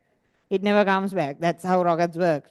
There's a lot of power here, and you produce the power. Rocket goes up, and we give up on the rocket. Then whatever we have to do, then it's done. Then the spaceship returns. But now the booster can return. We can catch the booster again, and we can reuse that. These things you have to see, okay? Just grow some interest into science. And this is a very complex scenario, okay? These kind of things are really complex scenarios, extremely complex. This is like a 5 or 7 story building or something like that. Not 7 story or 20-story building. I can't remember. You are catching a huge building, uh, and it's just, physics and science should be 100% accurate. Now it's reusable.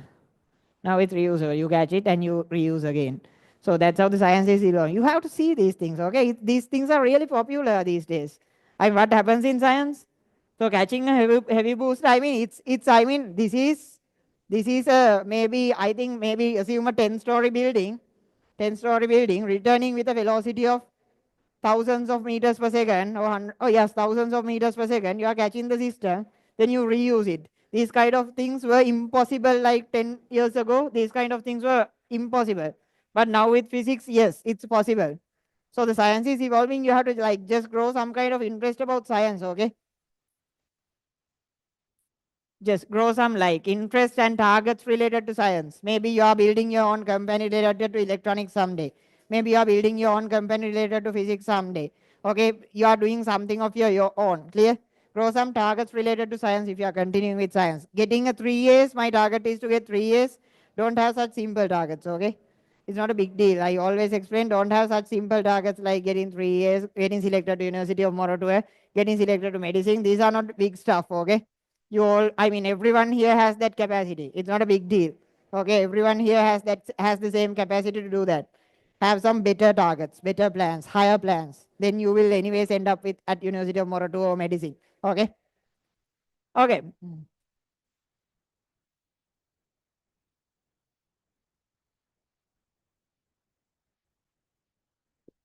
A motor vehicle travels a certain distance. Attention everyone. A motor vehicle travels a certain distance at a speed of v1. There's a vehicle travels at a speed of v1. And then travels the same distance at the speed of v2. Travels the same distance. Attention everyone. Stop talking. Velocity v1. It travels a distance of s. It travels a certain distance with a velocity of v1. Then it travels the same distance with a velocity of v2. What is the average speed of the vehicle? Okay. Um, let's assume that it travels a distance of s with the velocity of v1. Okay. Then it travels the same distance. It travels the same distance with the velocity of v2. Clear? It travels a certain distance with the velocity of v1, and it travels the same distance with the velocity of v2. Clear? So total distance, I know. What is the total distance? S plus S, 2S. Clear? What I need is the total time. I need to find the total time. Total time, I'll take this as T1. I'll take this as T1. Then I'll take this as T2. I can write S, S is the distance, equals, anyways, you know that, velocity, attention everyone, velocity equals S over T, right? Velocity equals S over T. So, T equals S over V, clear? T equals S over V. So, what is the distance here? S. What is the velocity? V1. So the time taken from here to here is T1 equals S over V1. Clear? From here to here, what is the time? T2. Distance S. Velocity V2. Then the total time is T1 plus T2. T1 plus T2.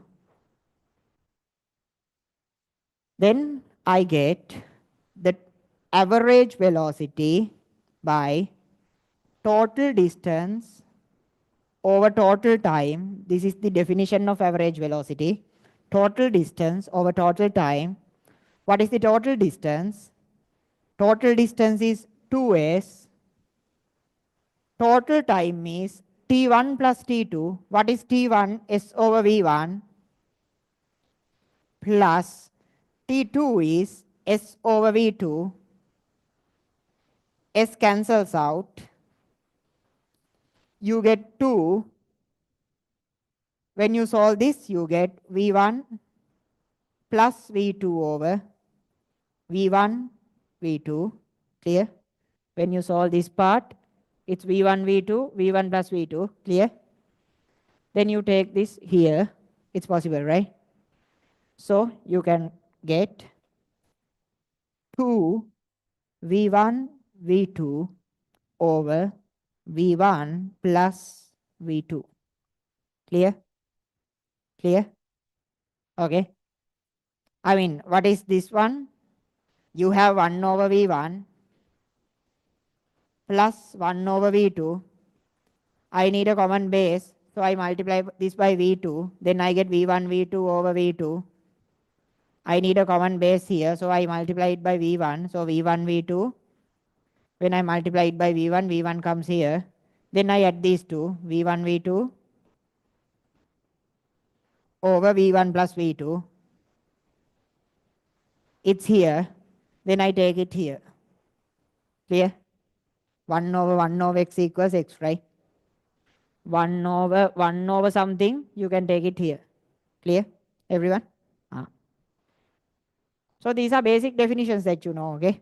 These are basic definitions, but now what we are doing is we are learning how to use them, okay?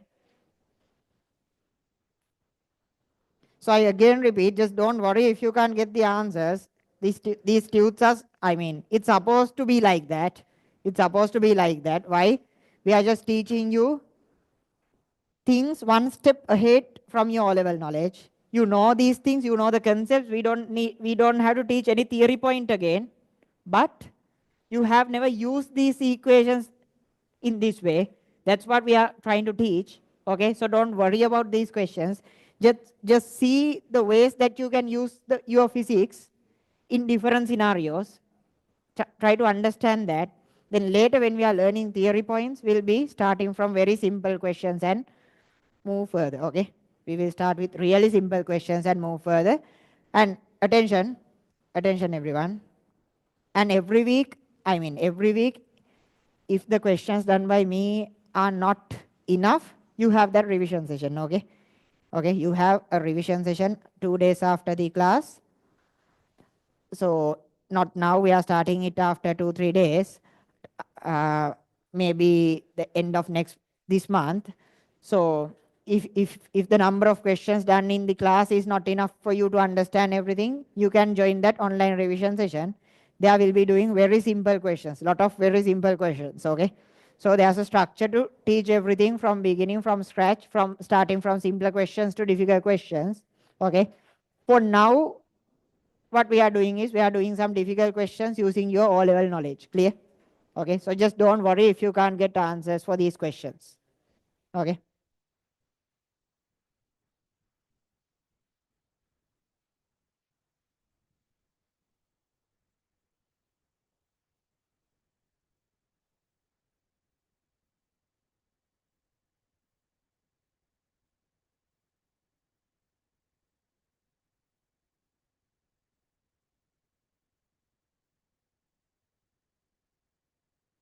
Try question number 25. Try question number 25. Just let me know if you need me to discuss this again. Try question number 25.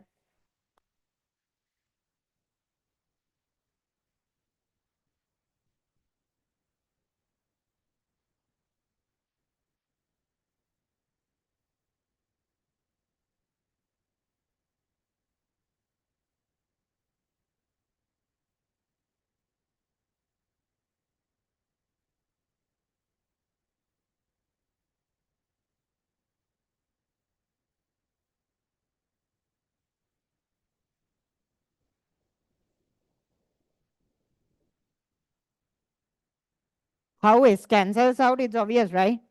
You have S here, everywhere.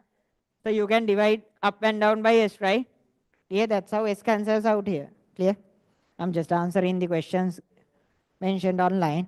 I'll repeat this one again if anyone needs. Uh, So and again, like all, I mean, when I'm explaining something, attention everyone, when I'm explaining something, although if you understand it, just try the question. When I'm explaining, please don't talk. Why? There may be other students who need to understand the same question. Okay, so we need some ground rules. When I'm explaining, I need absolute silence. Okay, but when we are trying the question, yes, this class must be louder. Everyone should be trying, and there must be discussions.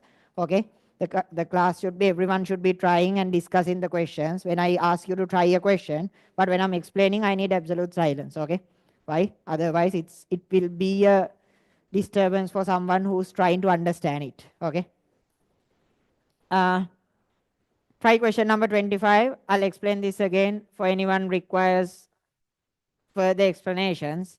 I just use the fundamental equation of velocity. I just need the fundamental equation of velocity, I mean the average velocity. Average velocity is total distance over total time. Attention everyone, please be silent. Okay. Average velocity is total distance over total time. Okay. Total distance is, this distance is s and this distance is s. So the total distance is 2s. I need the total time. Time from here to here is that distance over that velocity. Time from here to here is that distance over that velocity. Then the total time is t1 plus t2. That means s over v1 plus s over v2. S over v1 plus s over v2. That is the total time. So I get average velocity, total distance over total time. Total distance is s plus s 2s. Total time is t1 plus t2. T1 is s over v1. T2 is s over v2. Now you cancel s. Now you solve this to get this answer. Clear? Clear everyone? Clear? So just using the fundamental equation. Clear? Fundamental equation is total distance over total time. Clear? You bring an unknown here, s, but you don't have to worry about that. Why? It cancels out. Clear? Clear?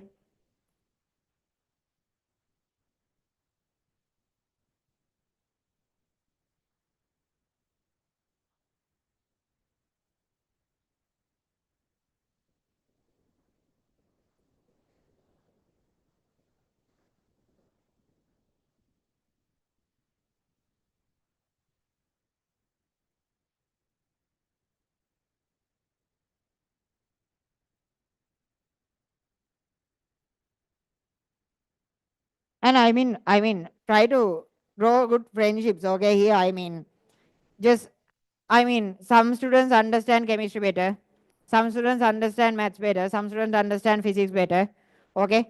So for us also, I mean, even in university, when we are doing something, just there's a student who understand one subject very well. So his job is to understand it pretty well, to read all the resource books and teach it to others. Okay.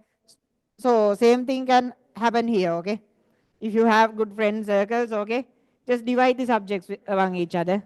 Okay, just divide the subject among each other. Then one person can dig deep into that content. Then he or she can understand everything very well and teach it to others. Okay, see, like that, just, I mean, it's really efficient if you have, like, if there's 5, 6 people working together and everyone is trying to improve, then it's a really good team. Okay, just don't make 10 people groups, 15 people groups, you know what's going to happen, right? Okay. So if it is 5 people group working together, yeah, it's nice. Okay. So try to, I mean, build friendships like that. Okay. If you can work together, you can improve. Okay. You can improve, I mean, really fast.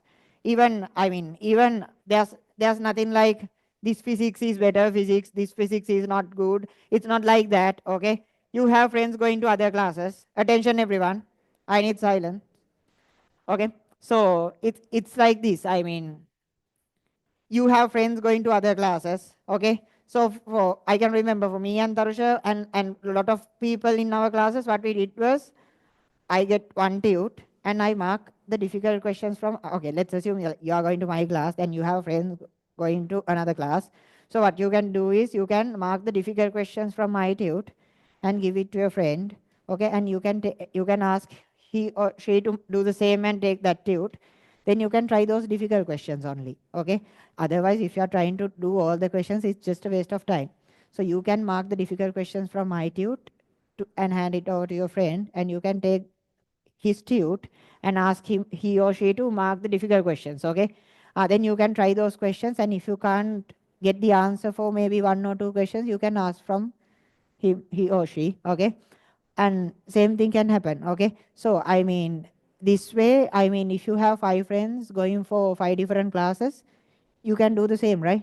You can do the same. Then you will get to know about different aspects of physics, different flavors of physics. Different teachers teach different flavors of physics. Okay. I mean, I think you may have gone to other physics classes also, tried other physics classes also. So it's a completely different flavor of physics, right? The way I approach physics, the way I try to teach physics, it's a completely different approach, different flavor of physics. Okay. Your class teacher will have a different flavor of physics. Okay. Another sir will provide a different flavor of physics. Okay. So just try to, I mean, gather everything. Okay. Okay. So, I mean, share tutes. Okay. Share notes, maybe share recordings, share everything with others. Okay. Look into other tutes, try those questions. Okay. Like that, just keep learning from everyone. Okay. I never ask my students to, I mean, learn on from only me, just try my tutes. No, it's not like that. If I'm teaching properly, you should be able to do any past paper, you should be able to do any tute from any tutor. Okay. If I'm teaching properly, you should be able to do any past paper, any term test paper, any tute from any tutor, right? So I'm not asking you to limit yourself to my tutes only. Just try all the tutes. Okay. Try all the tutes, then you can improve. Okay. Just have that attitude of learning from everyone. Okay. Learning from everything. Okay. Learning from every teacher. Okay. If you have questions, be humble and go ask from your class teacher. Okay. If you didn't understand the question, if your friend got the answer, just ask he or she, how did you think? I mean, just don't ask the method, ask how did you think. Okay. Why, I mean, that's what I usually try to explain. I mean, the method, the how you get the answer is a simple thing. How did you think about that solution? How did you come up with that solution? That is the critical thing. Okay. That is the critical thing. So ask your friend, okay, this is my method. Okay, you have a better method. How did you think about that solution? Clear? Based on what logic? Learn how to think from others. Okay. Learn how to think from others, not just the answer. Learn, ask him, how did you think about this solution? Okay. Like that, just have that attitude of learning from everyone, learning from everything, learning from every tute, learning from every recording. Okay, just have that attitude. Okay, then you can grow. Okay, that is the most important thing in A levels. Okay, having a proper attitude and being humble enough to learn from everyone. Clear? That's really important. Okay.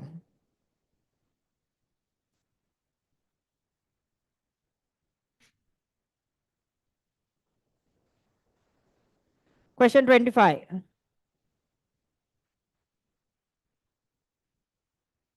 Question 25. This is something I mean, I have to teach you, I think. Attention, everyone. Attention. This is something I have to teach.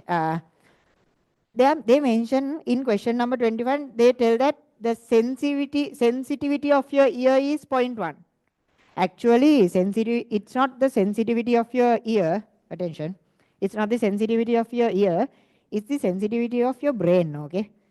I mean, this bulb, okay, this bulb, it turns on and off in which rate? You know that. 50 hertz, have you heard that? This bulb is turning on and off 50 times per second. 50 times per second. Clear? That's the frequency of this bulb. Clear? It's turning on and off 50 times per second. But do you see that? No. Why? Why? My brain can't distinguish two different things, okay, if the gap is smaller than zero point 0.1 seconds. That means if something happens,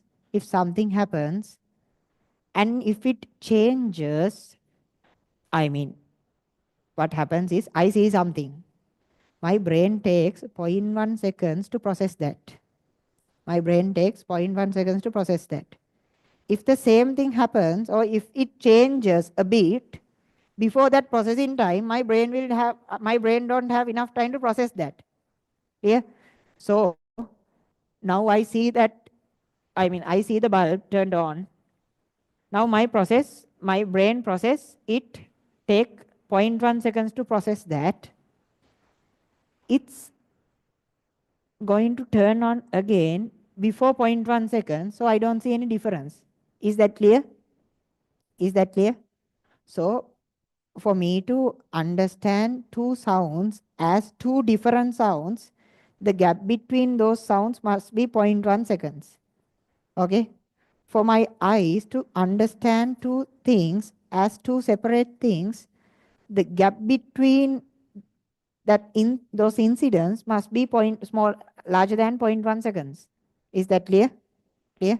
Okay, that means if you have this bulb, okay, now this light ray is absorbed by my eye. Okay, now it's processed for 0.1 seconds. This is nothing related to syllabus. Okay, just a question. It's processed for 0.1 seconds. Clear? Now within this 0.1 seconds, this bulb turns off. Then again bulb turns on. Then again bulb turns off. Turn on. This may happen maybe 5-6 times. But when again after the processing time, when my eye is ready to capture data, then if it is on, my brain thinks that it's on in the entire time. Clear? Clear? That's how our brain functions. Okay. So if I hear a sound, okay, my brain takes 0.1 seconds to process this, 0.1 seconds to process this. Within this time, this sound may change. This sound may change. But when, after the processing time, when my ear is ready to capture data again, if the same sound appears, my ear thinks that sound is not changing. Clear? That's how our brain works. Clear? Okay. So the echo, that means when I speak, I hear my own sound echo. It happens in large halls, right? This echo usually happens in large halls, right?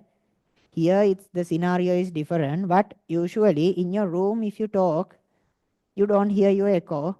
But in a huge hall, if you shout, you hear the echo, right? What is the reason? In a small room, you talk. When you talk, whatever you are talking is captured by your ear. Okay? It takes zero point 0.1 seconds to process this.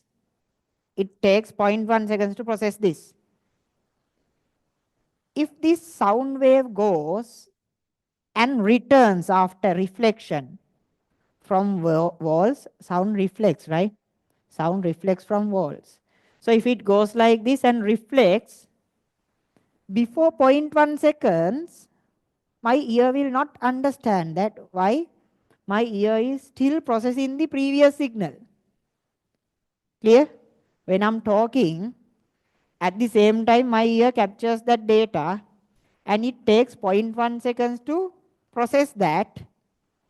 So if this reflects and return before 0.1 seconds, my brain will not understand that. But if the hole is huge, the distance is larger. Now, this is, I talk here, at the same time my ear process this data. Clear? Then since the distance is larger, it will take some time for this noise to return.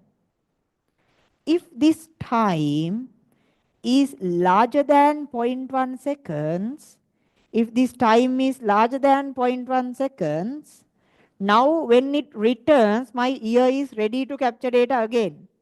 Now I will hear the same thing again. See, now I will hear the same thing again. That's what we call the echo. Clear? So you need enough time delay between, in your room and in your car, everywhere, sound is reflecting. But you will hear that only if the reflection comes at least with the 0.1 second gap. If you can't find this gap, when the reflection returns, your brain is still processing what you heard when you were talking, what you heard directly when you were talking. Clear? It will not understand the echo. Clear? A small theory point, okay? Something new, okay? Something new. So here, what they mention is, in question number 25, they are telling that the sensitivity is 0.1 second. 0.1 second. Minimum distance between the person and the wall. Okay, there's the person here. There's the wall. Now this sound should go and return. What should be the minimum time to hear the echo? 0.1 second, right? The time gap must be 0.1 seconds or higher. So the minimum time gap is 0.1 second. Clear? Minimum time gap is 0.1 seconds. Then, if the distance between you and the wall is s, this distance is s, then this distance is s. Sound has to travel a total distance of 2s, right? Clear? Sound has to travel a total distance of 2s. Then, we know that the time equals distance over velocity, right? Time equals distance over velocity. Clear? So, what is the distance here? What is the distance? 2s. Sound has to travel a total distance of 2s. Clear? Sound has to travel a total distance of 2s. Total distance is 2s. What is the velocity? What is the velocity of sound? 340 given in the question. Velocity of sound 340. What should be the minimum time? 0.1 seconds. Now you can solve this and find s. What is s? 34 over 2, that means 17 meters. So the distance between you and the wall must be at least 17 meters for you to hear the echo. That's why you hear the echo only in large rooms. Clear? Clear? Is that clear, everyone? I mean, these are like small. I mean, in A levels, we are going to explain a lot of natural things using physics like this, okay? Lot of natural things that you see in day-to-day life, okay? We are going to use physics to analyze everything. How this happens, what is the reason behind this, okay? We are going to analyze a lot of things in physics. I mean, in A levels using physics. That is the basic idea. So, try this tute, but I mean, this tute is also meant to be discussed in the class mainly. So you won't be able to finish some questions. Some questions you'll be able to do. So, and just don't try the workbook, okay? It's for me to discuss with you one by one. I mean, after some time, you will be able to understand workbook questions, okay? It's for me to discuss with you one by one, maybe one per week, okay? Something like that. That's what the workbook for. And students, everyone, make sure that you are in the group. Online students, if you are not in the group, contact this number. Physical class students, I think we have your WhatsApp number in your registration forms. Hand it over to our coordinators. Then we'll add you to the WhatsApp group. Others, contact this number. Others, contact this number, 070 402 402 9701.